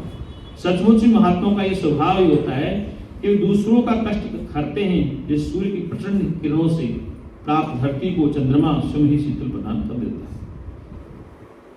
आचार्य शंकर कहें जिसे रात को चंद्रमा जो उदय होता है वह प्रकाश चंद्रमा है सूर्य से लेता है, लेकिन चंद्रमा का प्रकाश शीतलता को प्रकट करता है, सूर्य प्रचंड गर्मी में तपता है।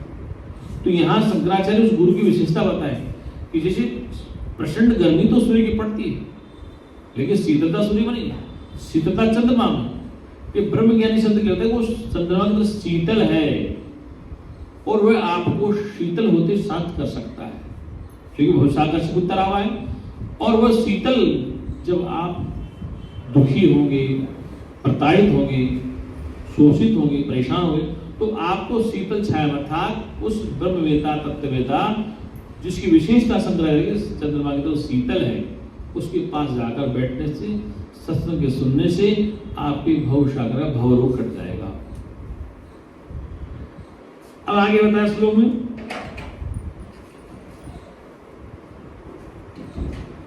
श्लोक नंबर 39। ब्रह्मानंद रसानुकूल भूते हुते सुसुते युतो युष्मद्वाकलश ओजमे श्रुति सुखे वाक्यामृते सेचे संतप्तम भयताप दाभनं जलानिभि एनं प्रभो ध्यायते भवदीक्षणानते पात्रे कृता स्वीकृता। ब्रह्मानंद की मिठास की आत्मानुभूति से युक्त पवित्र सुशीतल भी आपकी वाक कलश से रहित प्रयुक्त होते हुए कर्ण सुखदायी अतुल्य वाणी से आप सिंचित कर दें। तपे हुए जंगल में लगी आग को लपटों के समान सांसारिक कलशों से इस व्यक्ति को हे भगवान वे धन्य हैं। एक क्षण मात्र के लिए आपकी दृष्टि निक्षेप जो पात्र अधिकारी बनाए गए जिन्हें आपकी शरण प्राप्त हो। कह रहे हैं ये जंगल में आग लगी हो और बारिश हो जाए तो जंगल की आग शांत हो जाती है। जंगल में आग लगी हो तो जंगल की आग में अगर बारिश हो जाए तो वो आग शांत हो जाती है। तो ठीक इसी प्रकार शंकराचार्य कह रहे हैं कि जो ब्रह्मानंद की मिठास की अनुभूति से युक्त है अर्थात जिन महापुरुषों ने अपने ब्रह्मानंद का अनुभव किया है और उस मिठास से अनुभूत हैं, वो ब्रह्माठास से अनुभूत हैं, उन महापुरुषों के पास जाने से वो जीव जो संसार में दुखी व्याकुल हो रहा है और जो जंगल में आग लगी हुई है, पूरा जंगल जल रहा है, तो जंगल को शांत करने के लिए बारिश की आवश्यकता है। ऐसी जो आपके अंदर ये भट्टी जो जल रही है संसार की राग और द्वेष जलन पचन और संसार के वस्तु पदार्थ को प्राप्त करने की दौड़ लगी हुई है, उस ऐसी अग्नि को शांत करने के लिए तो ऐसा गुरु रूपी इंद्र की बारिश चाहिए, चंद्रमा रूपी गुरु का शीतलता चाहिए, और उसके ज्ञान से ये जीव मुक्त हो सकता है, और कोई रास्ता इस संसार में नहीं है। इसलिए कहा है कि जिनकी वाणी मीठी है, सुशीतल है, अर्थात जिनके वाक्य अमृत तुल्य है, जिनकी आवाज कानून जाने से जीव को चैन मिलता है, और आप सिंचित कर रहे हैं ऐसे जीवों को। सिंचित माने ये खेती में पानी देना, तो कान के द्वारा सत्संग की इसे सुनते हैं कान के द्वारा, तो उनकी वाणी कर्ण प्रिय है, अर्थात कर्ण के अंदर जाती है तो अंतःकरण में चैन देती है। फिर कहा है कि आप सिंचित करें तपते हुए जंगल में लगी आग के लपटों के समान सांसारिक क्लेशों से। कौन से क्लेश हैं? इस संसार के जो क्लेश हैं उनसे उनको शांत कर दीजिए। क्या कर दीजिए? इन क्लेशों को शांत कर दीजिए। ये जो क्लेश कौन से जंगल का सांसारिक जो क्लेश है, ये तो जंगल की आग है, तो इसे आप संतप्त कर दे, शांत कर दीजिए। एक क्षण मात्र के लिए आपकी दृष्टि निक्षेप हो जाए, एक क्षण मात्र के लिए यदि आपकी दृष्टि उसमें गिर जाए, दृष्टि का तात्पर्य क्या है? देखना नहीं होता। दृष्टि का तात्पर्य उस महापुरुष की वाणी को सुनने से कानों में आवाज जाए, उसकी दृष्टिपात हो। ये दृष्टिपात ऐसा नहीं देख लिया गुरु, दृष्टिपात का तात्पर्य है कि उसकी वाणी को सुना जाए और अंतःकरण में वो जो जंगल है, जो दुखी हो रहा, उसको जला दिया जाए, शांत हो जाए। भाई ये सत्संग की मर्यादा के खिलाफ आप बुरा मत मानो, ये सत्संग ऐसा नहीं होता, आज तक कहीं हमने देखा। क्योंकि चाय के बगैर तो जान निकल जाएगी। कैसे तो चल रहा हूं, किसी सत्संग में देखा बीच में चाय मिलती? मैं 2 घंटे का सत्संग करूंगा, ग्रंथ मेरा रह जाएगा, बीच में डिस्टर्ब कर लो तुम इधर उधर। आपने कहा चाय के लिए पूछो, वो प्रश्न पूछ रही हो, तो मैं चाय के लिए कह रहा हूं, समझे? मैं कह रहा हूं प्रश्न पूछो कि चाय के अगर आज नहीं मिल मर जाओगे तुम लोग, तो क्यों डिस्टर्ब हो रहे हो तुम? फार्म में बतला करो चाय सत्संग बात चाहे तुम खूब पियो या पहले पी लो, पीना। जब सत्संग से उस समय बीच मत पिया करो आप चाय, पानी इमरजेंसी पी लो, बोलो चुपचाप शांति बोलो, ये नहीं डिस्टर्ब हो। वैसे चल रहा है कि बीच में चाय लेके जा रहे हो, गिलास दे रहे हो, ये सत्संग आना खत्म होता है। ये आपको बुरा माने ना मत मान, ये चाय का जबरन करो। चाय पिलाने सत्संग से पहले पिलाओ और 4 बजे बाद खूब समझ के लाओ, मुझे कोई चिंता नहीं। 4 बजे बाद चाय पिलाओ, दूध पिलाओ, रबड़ी पिलाओ, लेकिन जब तक सत्संग चले बीच व्यवधान मत दो आप। बोले सच्चिदानंद भगवान की। हाँ, प्रश्न क्या था? हाँ, एक होता है शक्तिपात, एक होता है दृष्टिपात। तो शक्तिपात सिद्धों के पास था, दृष्टिपात ज्ञानी के पास होता। दृष्टिपात में देखना नहीं होता है, दृष्टि जैसी दृष्टि वैसी सृष्टि। तो गुरु ने सृष्टि को कैसे देखा है? ब्रह्म के रूप में देखा। तो जो उसकी वाणी में जो भाव निकलेगा वो आपके कर्ण के द्वारा अंतःकरण में जाएगा। कान के द्वारा उस वाणी को सुनोगे और वो वाणी जब अंदर जाएगी तो संसार में जो आप दुखी हो रहे हैं क्लेशों से, ये जंगल में जो आग लगे, तो वो वाणी आपको जल का काम करेगी। इस जंगल में आग लग जाए तो जैसे बारिश हो जाए तो अपनी शांत हो जाएगी। ऐसे गुरु के वाक्य, वेद वाक्य, महावाक्य, गुरु का सत्संग जब आपके कानों के द्वारा आपके अंतःकरण में गिरेगा तो जो आप दुखी हैं, व्याकुल हैं, व्यथित हैं, परेशान हैं, बड़े अशांत हैं, उन समस्याओं का समाधान कर देगा। इसके द्वारा वाणी के द्वारा ये दृष्टिपात। आई बात समझ? वो सच्चिदानंद भगवान की। अगला श्लोक है श्लोक नंबर 14। कथम तयम एतम भव सिंधु का वा मे गति, कथम अस्ति उपाय न जाने, किंचित कृपया अव माम प्रभो, संसार दुक्षते आतुष्णम। कैसे मैं तरूंगा, मैं इस संसार से कैसे तरूंगा, अर्थात भवसागर से पार मैं कैसे आऊंगा? ये जन्म मरण संसार का सागर क्या हो सकता है? मेरा हाल भाग्य कौन सा युक्ति है मैं नहीं जानता, जरा भी कृपा करके रक्षा करें मेरी, हे भगवान। संसार के सब दुखों के नाश के लिए विस्तार से कहें। कौन करा? शिष्य करा कि संसार के दुखों का विस्तार करने के लिए जरा विस्तार से मुझे बताया कि संसार के दुखों से मुझे निवृत्ति कैसे हो, अर्थात दुखों की निवृत्ति कैसे हो, तभी तो परमानंद की प्राप्ति होगी। गुरुदेव कहा करते थे कि दुख की निवृत्ति और परमानंद की प्राप्ति। तो दुख क्यों हुआ, इसका कारण क्या है, और इस संसार के दुखों से मैं कैसे बाहर हो सकता हूँ? मतलब जो मैं संसार में दुखी हो रहा हूँ, व्याकुल हो रहा हूँ, परेशान हो रहा हूँ, कब कपा रहा हूं, तो इसका रास्ता क्या है, इसको विस्तार से कृपया बताइए। कौन कह रहा है बात? शिष्य गुरु की शरणागति कह रहा है कि महाराज मैं संसार में क्लेशों से व्याकुल हो रहा हूं और कब कपा रहा हूं, भयभीत हो रहा हूं। तो इस संसार के भय से मुक्ति मुझे कैसे मिलेगी, ये कंपन खत्म कैसे होगी?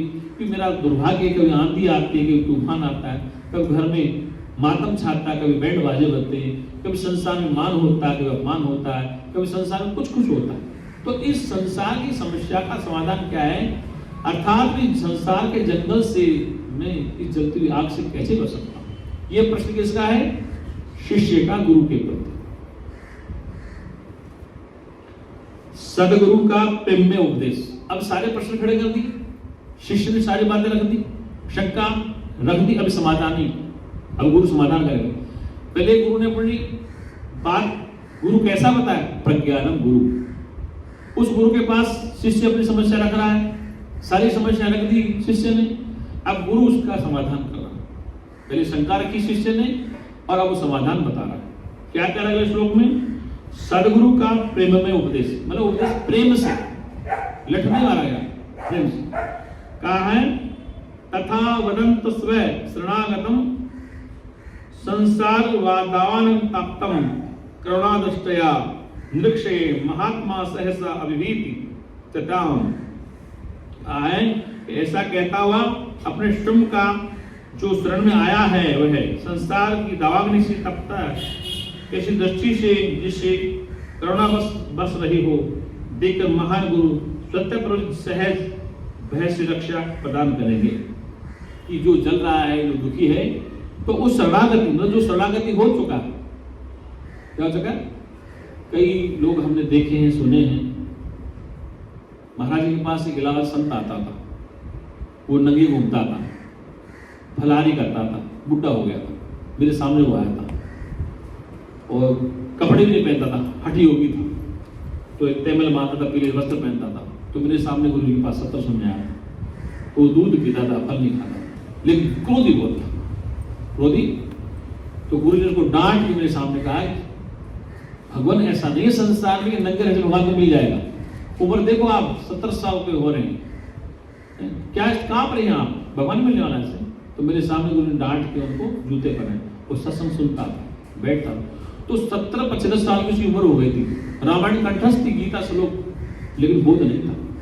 शायद आपको याद होगा, वो इलाहाबाद से आता, गोरा गोरा था, अंग्रेज था। तो मेरे साथ कई बार दिनों को रहा था, मेरे साथ रहा था। तो ऐसे मतलब संन्यास में भी लोगों को अंदर चैन नहीं। तो मैंने उसको गुरु जी के सामने गुरु ने डांटा, ऐसा नहीं संसार, ये हट योग आपका, भोजन से करना किस काम की? ईश्वर ने भोजन क्यों बनाया आपको? तुम दूध पीते हो, सदैव कहाँ पड़े हो, बुढ़ापा देखो, शरीर में जूते पहनो, उसको नहीं पहनो। तो मेरे सामने गुरु ने डांट के उसको जूते पहना, बोले ऐसे भगवान नहीं मिलने वाले। तो वो 70 सुनता था गुरु जी का, इलाहाबाद से आता, रहता था आश्रम। तो ये कहने को शरणागति हो गया था, वो प्रणाम करता था गुरु जी को, वो सुनता था श्रद्धा से। कई लोग छल से ज्ञान लेते हैं, कई लोगों ने छल से संतों से ज्ञान लिया है और फिर ज्ञान लेके चले गए। गुरु जी से एक व्यक्ति ब्रह्मचारी जी में आया था इलाहाबाद में, तो गुरु जी कहते वो शंकराचार्य का चेला। तो मैंने उसका डिटेल्स निकाला, उसका नाम चैतन्य था। तो चैतन्य संन्यास ब्रह्मचारी कहते हैं, क्या कहते हैं? चैतन्य ब्रह्मचारी होता। तो उसने गुरु जी इलाहाबाद में सत्संग सुना 3 घंटे। गुरु जी ने कहा ऐसा नहीं, नीचे बैठ के ब्रह्मचारी सत्संग सुनते सुनेगा तो वो बहुत गर्व है, अब बोध रहेगा तो मेरी दाढ़ी काट दो, दाढ़ी काट दो, दाढ़ी तो फिर उठ जाएगी, गला काट दो। वो 3 विद्वान था, वो आचार्य था, ब्रह्मचारी था चैतन्य, विद्वान तो था। उसने सुना सत्संग, लगातार सुनता था, वो बातें लेने आया था गुरु से। औसुल की चला गया, औसुल की जाने के बाद उसने क्या किया तो आपको सब पता है। तो इस छल से जो ज्ञान लेते उनको फलित नहीं होता ज्ञान, जो छल कपट करके गुरु से ज्ञान को प्राप्त, ज्ञान फलित नहीं होता। एक गांव में एक चौधरी साहब थे, 100-200 बीघा जमीन थी, 150 गाय थी, गायें थी, क्या आवाज नहीं आ रही? तो क्या करें? उसके 100-200 बीघा जमीन थी, चौधरी साहब, 150 गाय भैंस थी। तो गाय भैंस का वो दूध बेचता नहीं तो जमाने, 150 गाय का दूध कौन पिए? तो वो लोगों को फ्री दूध छाछ बांट देता था। तो कुछ चतुर लोग आए, कुछ चतुर लोग संसार में, उन्होंने कहा चौधरी के पास में कमी है, यहाँ से दूध ले लो, छाछ ले लो, और दूसरे गांव में जाके अपने नाम से बेचने लगो। क्या कर लगे? दूध लिया वहां से, छाछ ली और जाके बेचने लगे। अब लोगों ने देखा भाई वहां भी छाछ की दुकान है, वहां भी दूध की दुकान है। कुछ महीने तक तो चौधरी को पता नहीं चला। बाद में पता पड़ा कि यार इस आसपास में गांव में कौन छाछ बांटता है, कौन दूध बेच रहा है। तो पता किया तो जासूसी की, वो तो आपके यहाँ से दूध ले जाता है, आपके यहाँ छाछ ले रहा है, लेबल अपना लगा रहा है। लेबल अपना मतलब माल किसी फैक्ट्री का और मालिक खुद बना बैठा। तो वहां से छाछ मिलती थी, दूध फ्री मिलता था, वो बेचता था। ऐसे लोग छल से गुरु से ज्ञान ले लेते, वो कहते हमारा ज्ञान, क्या कहते हैं ये हमारा ज्ञान। ऐसे कई संत गुरु जी नहीं, हमारे तो कई लोग आते हैं, बात सुनेंगे हमारी और फिर जाएंगे हमारा ज्ञान। तो कहने का था वो छल से जो लेते, या तो शरणागति हो जाओ, शंकराचार्य की शरणागति होना जरूरी है। और यदि तुम शरणागति नहीं हो तो फिर तुम्हें ज्ञान फलित नहीं होगा। जब आपातकाल में तुम शास्त्रा में फंस जाओगे जाकर किसी विद्वान के सामने, तो फिर तुम्हें कौन याद रहे? किसी विद्वान से शास्त्रार्थ हो गया, आप एक प्रवचन सत्संग कर रहे हैं और उसने प्रश्न पूछ लिया आपसे और आप व्यास गद्दी बैठे, पूछ लिया उसने, उसका अधिकार है, वो तो जिज्ञासु नीचे बैठे सुन रहा है, वो तो जिज्ञासु है, उसकी शंका चाहे वो उत्तर जानता ही हो। कई जिज्ञासु ऐसे आते हैं समझते हैं, लेकिन वो संतों को जांचते हैं, और जांच की कसौटी में आप सही निकले तो फिर क्या होगा? राजस्थान में सत्संग चला था, बहुत गद्दी के मालिक है, अपना आश्रम का। राजस्थान में अखिल भारतीय सांगलिया धुनी का नाम है, उनका शिष्य था श्रवणदास। तो किसी प्रोफेसर ने प्रश्न पूछ लिया उनसे, अच्छा गाते हैं, बड़ा नाम है उनका मटका, वो जवाब नहीं दे पाए। 10 मिनट तक तर्क वितर्क होती रही, क्योंकि स्वाध्याय नहीं किया, गुरु के पास नहीं रहे, सत्संग नहीं सुना, वेद उपनिषद नहीं पढ़े, अच्छे ज्ञानी के पास नहीं, तो क्या होगा मंच पे? फिर मान होगा अपमान होगा? क्या होगा? क्या होगा? मान होगा। तो फिर वो बुजुर्ग संत, वैसे संत में कोई कमी नहीं, सरल है, स्वभाव है, जहां बेटा बैठ जाता है, जहां खिलाओ खा लेता है, भजन अच्छे गाता है, लेकिन बोध नहीं है। अब बोध नहीं हुआ तो कल क्या करना? मणि किसी के पास नहीं है, किसी किसी पर मणि होती है, तो भरी समय में पता पड़ेगा मणि किसके पास है। तो जब बहस 10 मिनट तक होने लगी और वो मास्टर पीछे पड़ गया, उससे पूछने वाला पीछे पड़ गया, मुझे बताइए आपने जो भजन बोला, वाणी बोली, समझाई कि ब्रह्म से जीव कैसे बना है? सोना सोना है, लेकिन सोना गहना कैसे बना ये तो समझाएंगे। सोना सोना कर रहे हैं हम, एक घड़ाई में तो आ गया, वो अंगूठी बन गया, हार बन गया, क्यों बना? वो ब्रह्म से जीव कैसे बना? उसने शास्त्र पढ़ा है, ने गुरु की सानिध्य में रहा, ने गुरु को ज्ञान अब करेगा। मठ बनने से क्या होता है? मठ तो कोई भी नाचने वाला बना सकता है, लेकिन मणिधारी कोई, जब 10 मिनट वो फंस गया तो लास्ट में शायद महाराज जी बताओ, दोबारा बताओ, तो उनकी जान छूटी। मतलब जान छूटने मतलब कि उस भरी सभा में आपका अपमान हो रहा है और आप गुरु गद्दी में बैठे हैं और आप बोल नहीं पा रहे, तो फिर क्या होगा? मानोगा मानोगा, माना तो सबने पहना दी भाई, सब सत्यों का सम्मान है, लेकिन सारे कोयल कोयल एक रंग के होते हैं। पता कब चलता है? जब बोलते हैं। तो सभी संत हैं। मणि इसका नाम, विवेक चूड़ा मणि, मैंने कहा मणि किसी किसी के पास हुआ करती है। बोल सच्चिदानंद भगवान की। गुरु जी के जमाने में कई लोग आते थे पूछने के लिए, तो गुरु जी बेदरग बोलते थे क्योंकि उनकी सनूर थी, शास्त्र पढ़े थे। तो कहने का तात्पर्य कि मणिधारी को ये, अगर मणि नहीं है, मणि का तात्पर्य आपके पास अपने स्वरूप का बोध नहीं, तो आप किसी का उत्तर नहीं दे सकते। इसलिए किसी को उत्तर देने के लिए शास्त्र का अभ्यास जरूरी है। हमने कई बार कहा है कि गुरुदेव की पुस्तकें मुक्ति में कोई बाधा नहीं, मुक्त हो सकते हैं आप, महाराज की पुस्तकें पढ़ के आप मुक्त हो सकते हैं, लेकिन किसी विद्वान से शास्त्र आपको करना है तो आपको शास्त्रों का अभ्यास करना पड़ेगा, वरना आप डिबेट खा लो। कोई सच्चिदानंद भगवान की। आइए श्लोक नंबर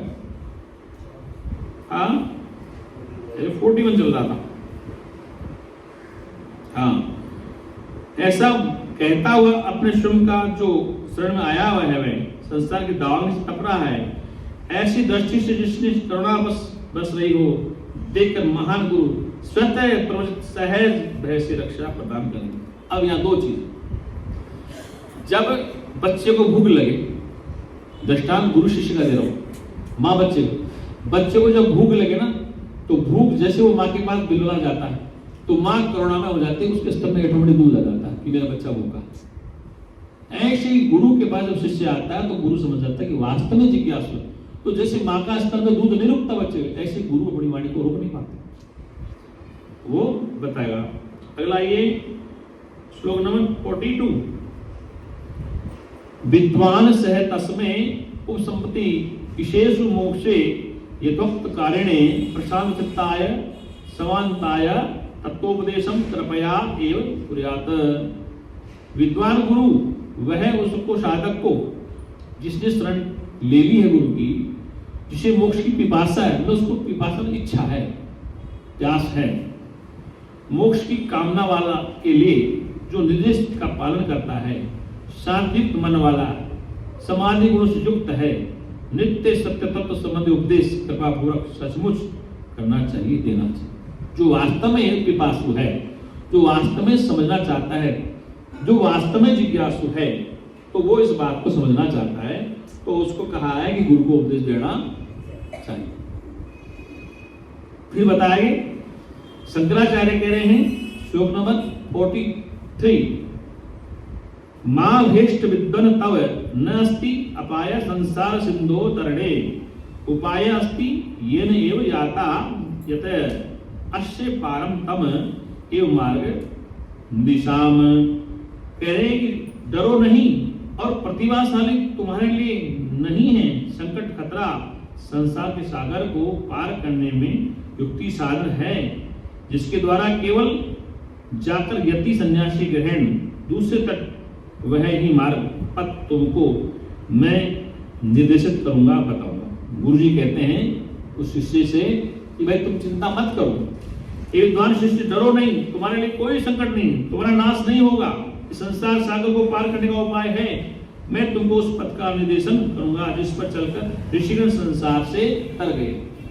गुरु कह रहा डरो मत, डरने की आवश्यकता नहीं है। क्यों?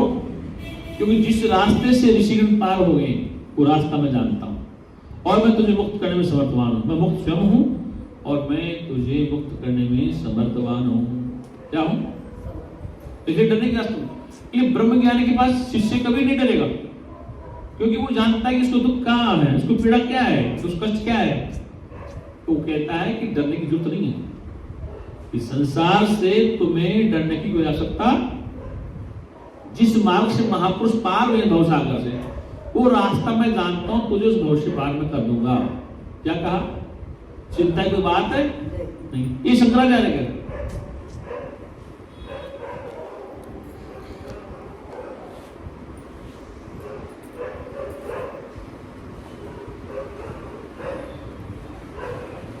सन 2001 या 3 की बात थी,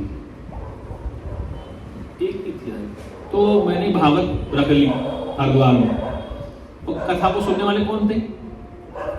सबसे बड़ा सुनने वाला मेरा प्रेषित भूमानी और कोली माता, कोली साहब, सतपाल मास्टर जी, कभी कभी साथ ले जाते, तो कथा अभ्यास करता था। तो कथा को मुझे 1 महीना 20 दिन लगा पूरी करने। वो भागवत गुरु जी की निकल गई, मेरे हाथ में लग गई नहीं। पुराने भागवत की मूल, तो भागवत को पढ़ने में टाइम तो लगता ही, 18 श्लोक हर श्लोक पढ़ता था, तो 1 महीना 20 दिन लगे। गुरु जी दिल्ली से पहुंच गए इधर जाके देखा तो कथा कर रहा है, 2 डांटवारी। तो कथा क्यों कर रहा है? मतलब तू पैसा कमाने सन्यासी बन रहा है, ड्रामा करेगा, भागवत करेगा। तो मैंने कहा महाराज ऐसा कोई लक्षण नहीं, मैं तो केवल इसमें समझ आऊंगी है क्या चीज, तो देखना चाहता। बोले ठीक है। अब मैं क्या करता था कि मैं डायरेक्ट गुरु से बात नहीं करता, मैं डरता था, जैसे अंधे को पीछे करता था, जा तू पूछ गुरु से। वो मेरा, अब तो गुरु है, पहले चेला था, तो मैं तू गुरु से पूछ इस कथा की पूर्ण होती कैसे होगी, जब तो जानते नहीं, उसमें लिखा था, लेकिन गुरु जी जब आएगी तो कैसे होगी। अब उस समय कहता है कि अमृतलाल बेचारा रहता था, कैसे अमृतलाल नाम का एक व्यक्ति रहता था आश्रम में, इनको डांट करता, अमृतलाल नाम का व्यक्ति रहता था और वो बेचारा श्रद्धालु था और गुरु जी से पुराना परिचित था।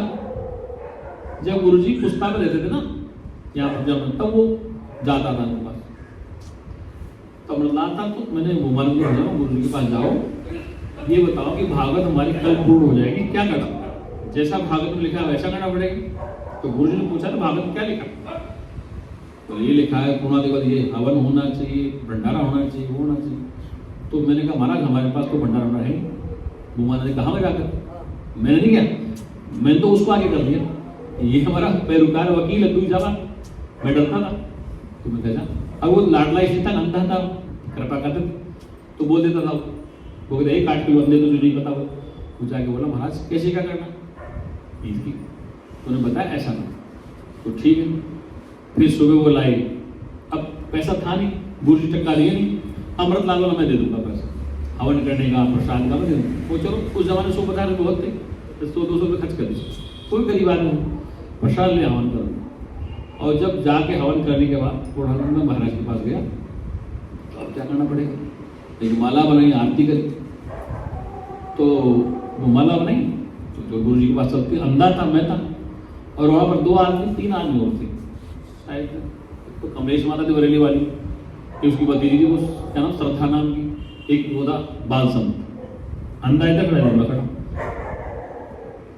अंधा तो इधर था, इधर मैं खड़ा। आरती करने लगे। अब करते करते मेरे भाव आ गए।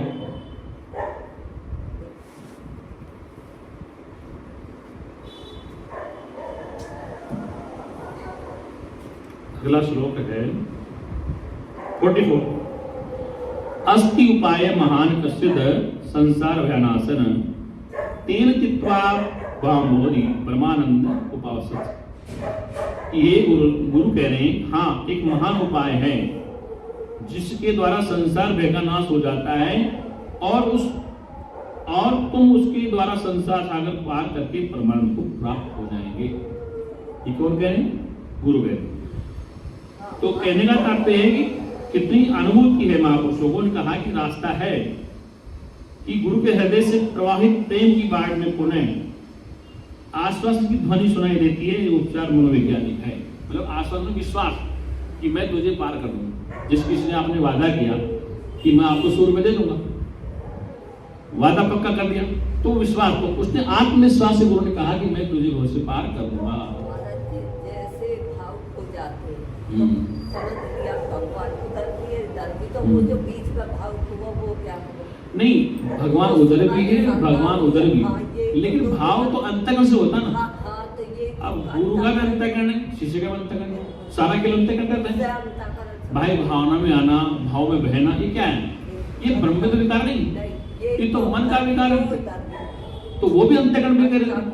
मैं भावना में बह गया तो आरती करते माला मैं भावना में बह गए, तो उन्होंने भी यही कहा भावना से चिंता मत, सब ठीक हो जाएगा, चिंता करने को जरूरत नहीं। तो वो आश्वासन जो होता है ना गुरु का, वो सबसे बड़ा होता है। इसलिए कहा कि उस आश्वासन से गुरु ने कहा कि चिंता मत करो, संसार सागर से तुम तर जाओगे, ऐसा उपाय है। अगला श्लोक है 46। कहा श्रद्धा भक्ति ध्यान योगता मुमुक्षु हो मुक्ते हेतु भक्ति साक्षात श्रुतेगी ये वा हेतु स्वएव तिष्ठति अमुष्य मोक्ष है अविद्या कल्पितान देहे बंधात। अब गुरु कह रहे हैं कि श्रद्धा भक्ति और ध्यान के अभ्यास, श्रद्धा क्या थी? श्रद्धा की परिभाषा क्या दी थी कि गुरु और वाक्यों में श्रद्धा, गुरु और वेद वाक्यों में श्रद्धा ही श्रद्धा है। और भक्ति क्या है? स्वस्वरूप का अनुसंधान करना भक्ति। तो 3 चीजें बताई सकते, श्रद्धा, भक्ति और ध्यान के अभ्यास। मुक्ति की इच्छा रखने वाले को मुक्ति के लिए प्रमुख बातें बताई गई हैं। स्पष्ट है श्रुति के कथन द्वारा वह जो भी हो वह इनमें से केवल रहता है, उसका मुक्ति अविद्या से शरीर का बंधन छूट जाता है। शंकराचार्य कहते हैं कि श्रुति के अनुसार श्रद्धा भक्ति जो वेद कहता है, श्रद्धा क्या है? गुरु के वाक्यों में और वेद वाक्यों में श्रद्धा रखना ही श्रद्धा है। श्रद्धावान लभते ज्ञान, गीता ने कहा, क्या कहा? श्रद्धावान लभते ज्ञान, श्रद्धा से ही ज्ञान की प्राप्ति होती है। और श्रद्धा किसमें? या तो गीता के वाक्यों पे या भगवान के वाक्यों में। भगवान ये तो कह रहे बार-बार, अर्जुन से कह रहे मेरे वाक्यों में तो श्रद्धा करेगा तो निश्चित तुझे मुक्ति मिलेगी। ये बात शंकराचार्य कह रहे कि गुरु के वाक्यों पर वो जिज्ञासु श्रद्धा करेगा और वेद वाक्यों पर उस विधान से मुक्ति को पार कर देगा, मतलब मुक्त हो जाएगा। और कहा है कि साधक को भक्ति सुलभ हो सकती है जो साधक उपयुक्त साधना करता है वह अविद्या जनित देह बंधन से मुक्ति पा जाता है। क्या साधन बताएं? श्रद्धा रखें, भक्ति करें। श्रद्धा का मतलब गुरु और वेद के वाक्यों पर विश्वास। भक्ति का मतलब स्वयं स्वरूप का अनुसंधान। अब स्वरूप को जानने का अनुसंधान क्या करना है? रिसर्च का मतलब वेदों को, शास्त्रों को पढ़ना, स्वाध्याय करना, उनका चिंतन करना, श्रवण मनन निधिध्यासन। इसलिए वेद ने कहा श्रोतव्य मंतव्य निधिध्यासन। श्रवण करो, मनन करो और फिर आरूढ़ हो, निधिध्यासन। श्रवण मनन निधिध्यासन, तो ये सामग्री है उस स्वरूप को जानने की। अगर आप श्रवण नहीं करेंगे, क्या श्रवण करना है? वेदों की महावाक्य को श्रवण करना, जिससे आपका अज्ञान दूर हो। उन वाक्यों को सुनना चाहिए। भेदवादी का सत्संग कभी नहीं सुनना चाहिए। अगर भेदवादी का सत्संग सुनोगे तो तुम अधोगति में जाओगे, तो नहीं हो सकता, तो भय में जियो। तो कहा है कि श्रवण करो, फिर मनन करो, श्रोतव्य मंतव्य मनन करो कि आज के सत्संग में क्या हुआ। जैसे माता ने प्रश्न पूछा था कि जो कुछ जानता नहीं, अगर ये ध्यान देती तो मैंने 2 दिन पहले बात स्पष्ट करी, कल भी कही थी मैंने और आज परसों भी, लेकिन ध्यान नहीं था। तो कहा है कि श्रवण मनन करो। फिर मनन क्या करेगी? मन ये करना है कि आज के सत्संग में क्या कहा गया, मुझे क्या समझ में नहीं आया, क्या आ गया। फिर निधिध्यासन। जब श्रवण किया, मनन किया और निधिध्यासन, मतलब अब आप अपने स्वरूप में आरूढ़ हो जाओ, अड़िग हो जाओ, स्थित प्रज्ञ बन जाओ, दृढ़ हो जाओ। क्योंकि अगर दृढ़ता नहीं है तो तुम कोई हिला देगा, तो गिर जाओगे आसानी से। कोई समस्या आई बट तुम फंस जाओगे जाकर, दृढ़ता नहीं। इसलिए कहा कि श्रवण मनन निधिध्यासन, श्रोतव्य मंतव्य निधिध्यासन। श्रवण करो, तो क्या श्रवण करें? जिसके सुनने से जीव और ब्रह्म की एकता हो जावे। जिसके सुनने से जीव और ब्रह्म की एकता का बोध, वो वाक्य सुनो। तो वो कौन से वाक्य? वेदों के महावाक्य, श्रुति वाक्य है, उनको सुनो। फिर मनन करो कि इसमें मुझे क्या बात समझ में, क्या गलत है, मैं क्या समझ रहा हूँ, क्या नहीं समझ रहा हूँ। फिर तर्क करो, कोई तर्क नहीं, तर्क। फिर तुम अपने आप में स्थिर हो जाओ। क्या हो जाओ? स्थिर। वो सच्चिदानंद भगवान की। फिर आइए श्लोक नंबर 47। अज्ञान योगात् परमात्मन तव ही अनात्म बंध तत एव संस्कृति तयो विवेकोदित बोध विघ्न अज्ञान कार्यम प्रतिहत समूलम। कहते हैं कि सचमुच अज्ञान के संपर्क में आने के कारण ही तुम जो कि साक्षात परमात्म तत्व हो, स्वयं को अनात्म तत्व के बंधनों से जकड़ा हुआ पाते हो। इसी भ्रांति के कारण संसार जन्म मरण का चक्रधूत होता है। आत्मा और अनात्मा के विवेकपूर्ण विवेचन से ज्ञानाग्नि ज्वाला उत्पन्न होती है और अज्ञान जनित परिणामों को समूल भस्म कर देती है। स्पष्ट कह दिया शंकराचार्य ने कि जो सारा बंधन है तेरा ज्ञान का है। किसका है? अज्ञान से बंधन हो रहा है और अज्ञान के संपर्क से तुम परमात्मा से अलग हो गए हो और तुम नित्य अनित्य भेद नहीं कर पा रहे, नश्वर अविनाशी नहीं जान पा रहे। इसलिए इस अज्ञान से तुम दुखी हो। तो वास्तव परम तत्व तुम ही हो। स्पष्ट कह दिया शंकराचार्य। अब गुरु क्या कह रहा है कि वास्तव में कहा है अनाथ बंधन ततः एव ही संस्कृत तयो विवेकोदितम अज्ञान कार्यम प्रहित समूलम। सारी मूल का कारण, सारे जड़ का कारण अज्ञान ही है। जबकि कह रहे हैं कि तू खुद ही परमात्मा है, आत्मा परमेश्वर तो स्वयं ही है। क्या कहा? श्लोक नंबर 48 शिष्य द्वारा प्रश्न निरूपण। अब शिष्य ने सुन लिया, गुरु ने बता दिया। पहले गुरु के सामने शिष्य ने शंका रखी, गुरु ने उत्तर दिया। अब शिष्य फिर कोई शंका रखता है जो सुनाया उसमें से, जो उन्होंने गुरु ने बताया उसमें कुछ शंका आई शिष्य के सामने, दिमाग में बात आई, उन्होंने फिर प्रश्न कर दिया।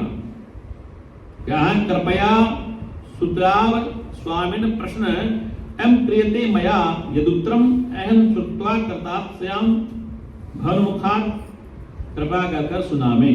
हे नाथ, प्रश्न सवाल ये किया गया कि मेरे द्वारा जिसका उत्तर मैं सुनकर अनुग्रहित मैं होऊंगा आपके मुख से। शिष्य ने कहा, हे नाथ, हे गुरुदेव, कृपया उन प्रश्नों को सुना जावे जो मेरे द्वारा किए जा रहे हैं, आपके मुख से उनका उत्तर सुनकर मैं कृत कृत्य हो जाऊंगा, मतलब मैं हमेशा के लिए लाभान्वित हो जाऊं। कृत कृत्य मतलब अपने जीवन का सफलता पावे।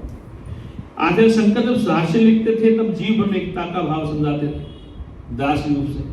तो कह रहा है कि आपके मुखार से जब मैंने सुना तो कृत कृत हो गया। क्या हो गया? मैंने इस भावों को सुनकर मैं कृत कृत्य हो चुका हूं।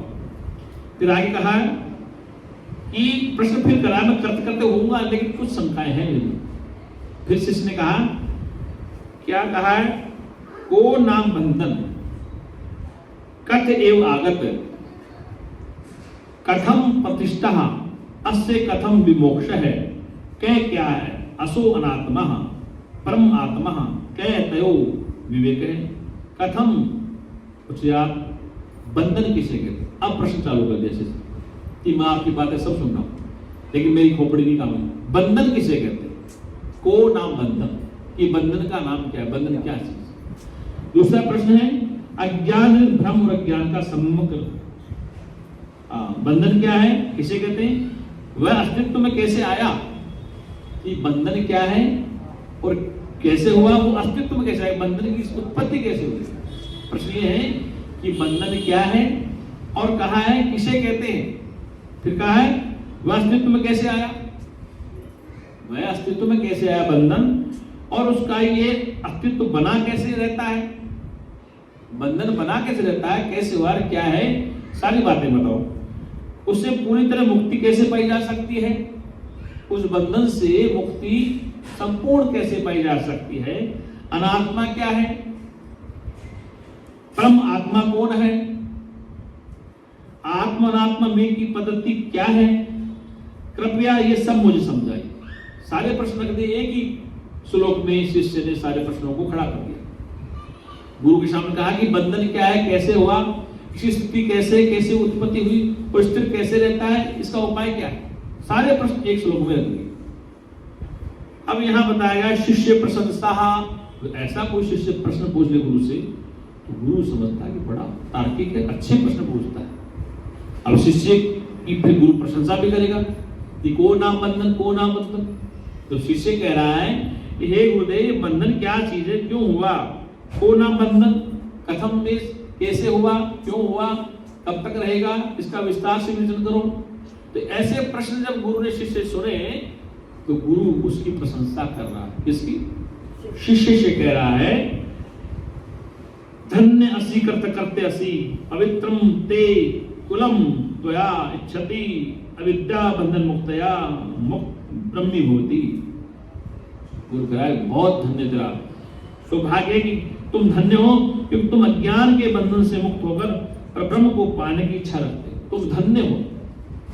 तुमने ऐसा प्रश्न खड़ा कर दिया वैसा कि तुम धन्य हो, अज्ञान से तुम मुक्त होने की इच्छा प्रकट कर चुके। सचमुच तुमने अपने जीवन को कृतार्थ कर लिया, सचमुच में तुमने जीवन को कृतकृत कर लिया। गुरु जी शब्द बोलते कृतकृत हो गए, कहते कृतार्थ हो गया, तुम कृतकृत हो गए, तुम कृतार्थ हो गए, तुमने जीवन से मुक्त होने की इच्छा प्रकट कर दी। क्या कर दी? जीवन से मुक्त होने की इच्छा प्रकट कर दी। फिर कहा सचमुच और अपने कुल को पवित्र कर दिया। ये भी प्रश्न है कि जिस प्रश्न को तुम पूछ रहे हो आज तक कोई पूछने नहीं आया कि बंधन कैसे हुआ, किस कारण से हुआ, क्या स्थिति, तो तुमने ये जो प्रश्न पूछे इसी में बड़ा प्रश्न हूं, तुम बड़े सौभाग्यशाली हो और तुम कृत करते होगे। और तुम ही नहीं, ऐसा प्रश्न पूछ के आपने अपने कुल को पवित्र कर दिया कि तुम कहां से चल के आए। ऐसा प्रश्न कोई नहीं पूछ सकता, ये शंकराचार्य भगवान कह रहे हैं। अगला श्लोक है पुरुषार्थ की महिमा 51। ऋण मोचन करता है आधार बंधन से मुक्त, पितु संत तहत बंधन मोचन करता स्वयं अन्य कंचन। कहा कि हे गुरु, आर्थिक ऋण से मुक्त होने के लिए किसी पिता के पास पुत्र अन्य सहायक हो सकते हैं। आर्थिक मुक्ति से छुटकारा पाने के लिए, आर्थिक स्थिति से ठीक करने के लिए उसके पास, पिता के पास पुत्र अन्य सहायक हो सकते हैं, किंतु उसके अपने अज्ञान जनित मोह भ्रम के बंधन से मुक्त होने के लिए उसके स्वयं के अन्य कोई भी नहीं हो सकता। किसी पिता के पास गरीबी है, कर्जा हो गया, तो पुत्र सहायक हो सकता है, पैसा दे सकता है, मदद कर सकता है रिश्तेदार, लेकिन भैया बंधन से मुक्ति तो खुद को ही करनी पड़ेगी। उसमें पुत्र सहायक नहीं होगा, कोई रिश्तेदार सहायक नहीं होगा। कहते हैं कि अब नदी तैर के खुद को ही पार करनी पड़ेगी। वो कहते हैं अगर पैसा नहीं है तो पुत्र सहायक हो सकता। आचार्य शंकर कह रहे हैं अगर बंधन है तो तुम्हें स्वयं को काटना पड़ेगा। रोग तुम्हारा है तो दवा तुम्हें ही खानी पड़ेगी, पुत्र को खाने से तुम्हें लाभ होने वाला नहीं। इसलिए वो भव बंधन का जो रोग है, मैं तुझे है तो तुझे ही काटना पड़ेगा। सिर का वजन हो कोई मदद कर सकता है, उठा सकता है, पैसे का हो तो मदद कर सकता है, लेकिन भव बंधन का तो तुझे ही काटना पड़ेगा, वो दूसरा रास्ता नहीं। फिर बताया मस्तकनस्य भरादे दुखम अन्य निवायते क्षुधा विकृत दुखम स्वनेव विना किंचित न। सिर पर बोझ उठाने से जो क्लांति और थकान आती, दूसरे की मदद से उससे मुक्ति पाई जा सकती है। वो जो मैंने कहा था कि अगर वजन है सिर पे, कोई दूसरा कठिन उठा सकता कि मुझे दे दो है साहब, मैं ले जाता। लेकिन शंकराचार्य कह रहे हैं क्योंकि दूसरा उस बोझ को अपने सिर पर रख लेगा, परंतु भूख प्यास लगने से जो क्लेश होता है उसे तो सिवाय स्वयं भी कोई दूसरा नहीं कर सकता। भूख लगेगी, प्यास लगेगी तो स्वयं को भोजन करना पड़ेगा, स्वयं को जल पीना पड़ेगा। ठीक इसी प्रकार से अज्ञान का जो बंधन है वो तुम्हें स्वयं को काटना पड़ेगा। वो सच्चिदानंद भगवान की। अभी तो समय है। अब आइए अगला 15:3 पथ्ये च ओस सेवा क्रियते ये न रोगिणा आरोग्य सिद्धि दृष्टा अस्य न अन्यायश्चित कर्मणा। जो रोगी स्वयं उचित पथ्य और निर्धारित औषधि का सेवन करता है, कोई रोगी है नित्य दवा लेता है, परहेज से रहता है और वही रोग मुक्त होकर स्वास्थ्य का लाभ लेता है। अगर दवा समय पर नहीं लेगा, परहेज से नहीं रहेगा तो मेरे जिसम शुगर बढ़ेगी। डॉक्टर कहेगा आपको मीठा नहीं खाना, दवा समय पर लेनी है। मैंने दवा समय पे खाऊं और मीठा रोकू नहीं, तो फिर इसका कोई इलाज नहीं है। इसलिए कहा कि रोग का इलाज दवा और परहेज जरूरी है। औषधि समय पे हो, टाइम पे औषधि हो और भोजन परहेज का हो। ठीक इसी प्रकार से शंकराचार्य कह रहे हैं कि दूसरे व्यक्ति के पेय या औषधि सेवन से रोगों का दूर होना असंभव है। शुगर मुझे हो रहा है, परहेज वो करे या तुम करो, तो उससे फायदा कैसे होगा? शुगर तो मुझे है, तो मुझे मीठा नहीं खाना, मुझे समय पर दवा लेनी। अब मेरी जगह तुम पवित्र हो रहे हो, मत तुम प्रेरणा ले, मुझे मीठा नहीं खाना है, मुझे दवा खानी है, तो तुम्हारा फायदा मुझे कैसे होगा? तो जो रोगी है उसी को दवा है और उसी के लिए परहेज है। ठीक इसी प्रकार से जो बंधन है उसी के लिए शास्त्र है, मूर्ख के लिए शास्त्र नहीं। अज्ञानी के लिए शास्त्र, मूर्ख के लिए नहीं। जो मूर्ख है वो समझता नहीं है, उसके लिए शास्त्र कोई फायदा नहीं। अज्ञानी है, अल्पज्ञ है, उसके लिए शास्त्र गुरु है।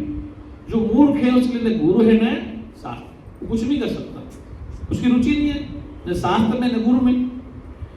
श्लोक नंबर 54 वस्तु स्वरूप है स्फुट बोध चक्षुषा श्रेणीर वित्तम न तो पंडितेन चंद्र स्वरूपम निजी चक्षुषा एव ज्ञातव्य अन्य अवगम्य किम।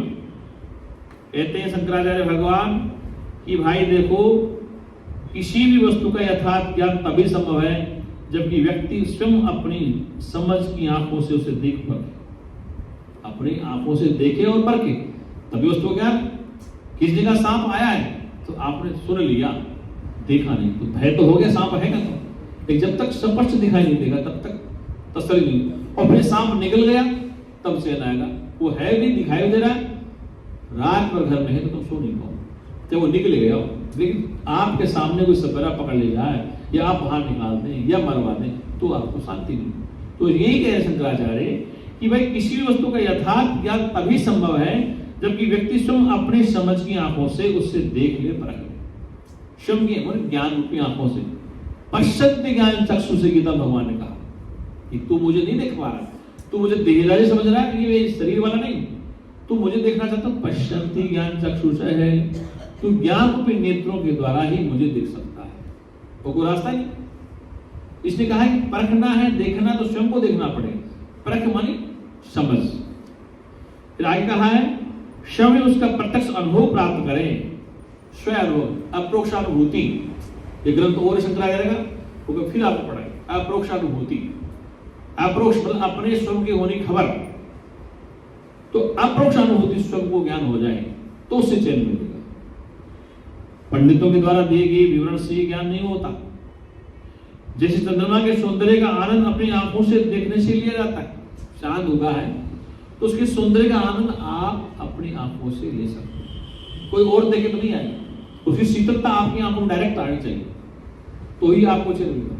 रात को ऋषि लोग त्राटक करते हैं जंगल में, तो चंद्रमा को देखते तो नहीं आंखों में शीतलता आती है, तो स्वयं ही करना पड़ेगा। आगे कहा है दूसरों के द्वारा किए गए चंद्र शोभा वर्णन से भला आनंद कैसे मिल सकता है। दूसरा चंद्रमा देखे और तुम्हें आंखों में चैन मिले, ऐसा नहीं हो सकता। इस स्वयं को ही कल्याण करना पड़ेगा। वो सच्चिदानंद भगवान की। अब आई श्लोक नंबर 55, श्लोक नंबर 55।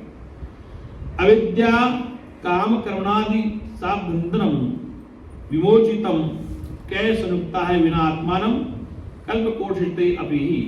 अविद्या काम और कर्मादि की श्रृंखला से बंधे बंधन से मुक्त होने के लिए 100 करोड़ कल्प तक भी सिवा अपने स्वयं की और कौन मदद कर सकता है।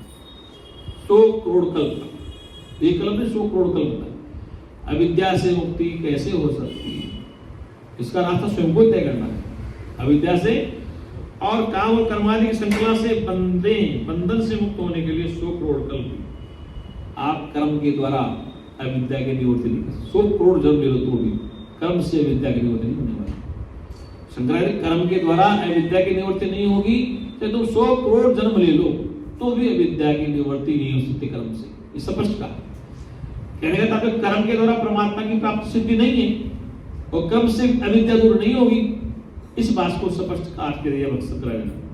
आत्मा ज्ञान उसका सौंदर्य है। वो सच्चिदानंद भगवान की ये कल पढ़ाएंगे आपको, क्योंकि श्लोक बहुत ग्रंथ में अभी तो कुछ भी नहीं मारा है। अब आज तीसरा दिन है, दिन 7 सप्ताह पूरा होने वाला भागवत का, तो सुखदेव मुनि मुक्त न हुआ, परीक्षित तो क्या होगा। 7 दिन में परीक्षित मुक्त होना चाहिए। अब ग्रंथि पूर्ण मुक्त कैसे होंगे, लेकिन तुम पहले मुक्त बैठे। वो सच्चिदानंद भगवान की। तो कहने का तात्पर्य है समय का ध्यान रखें।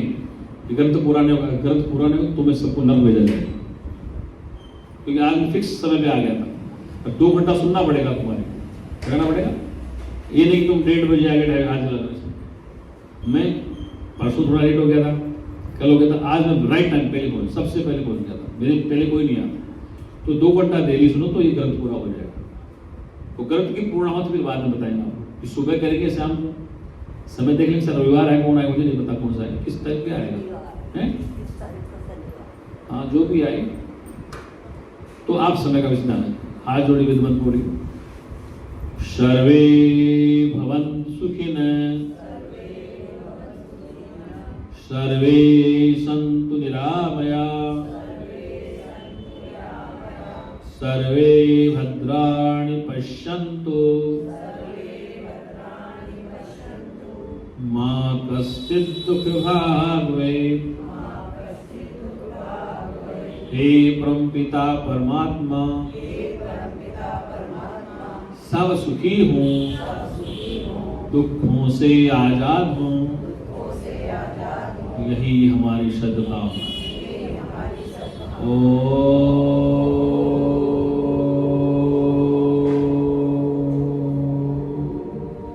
शांति शांति शांति।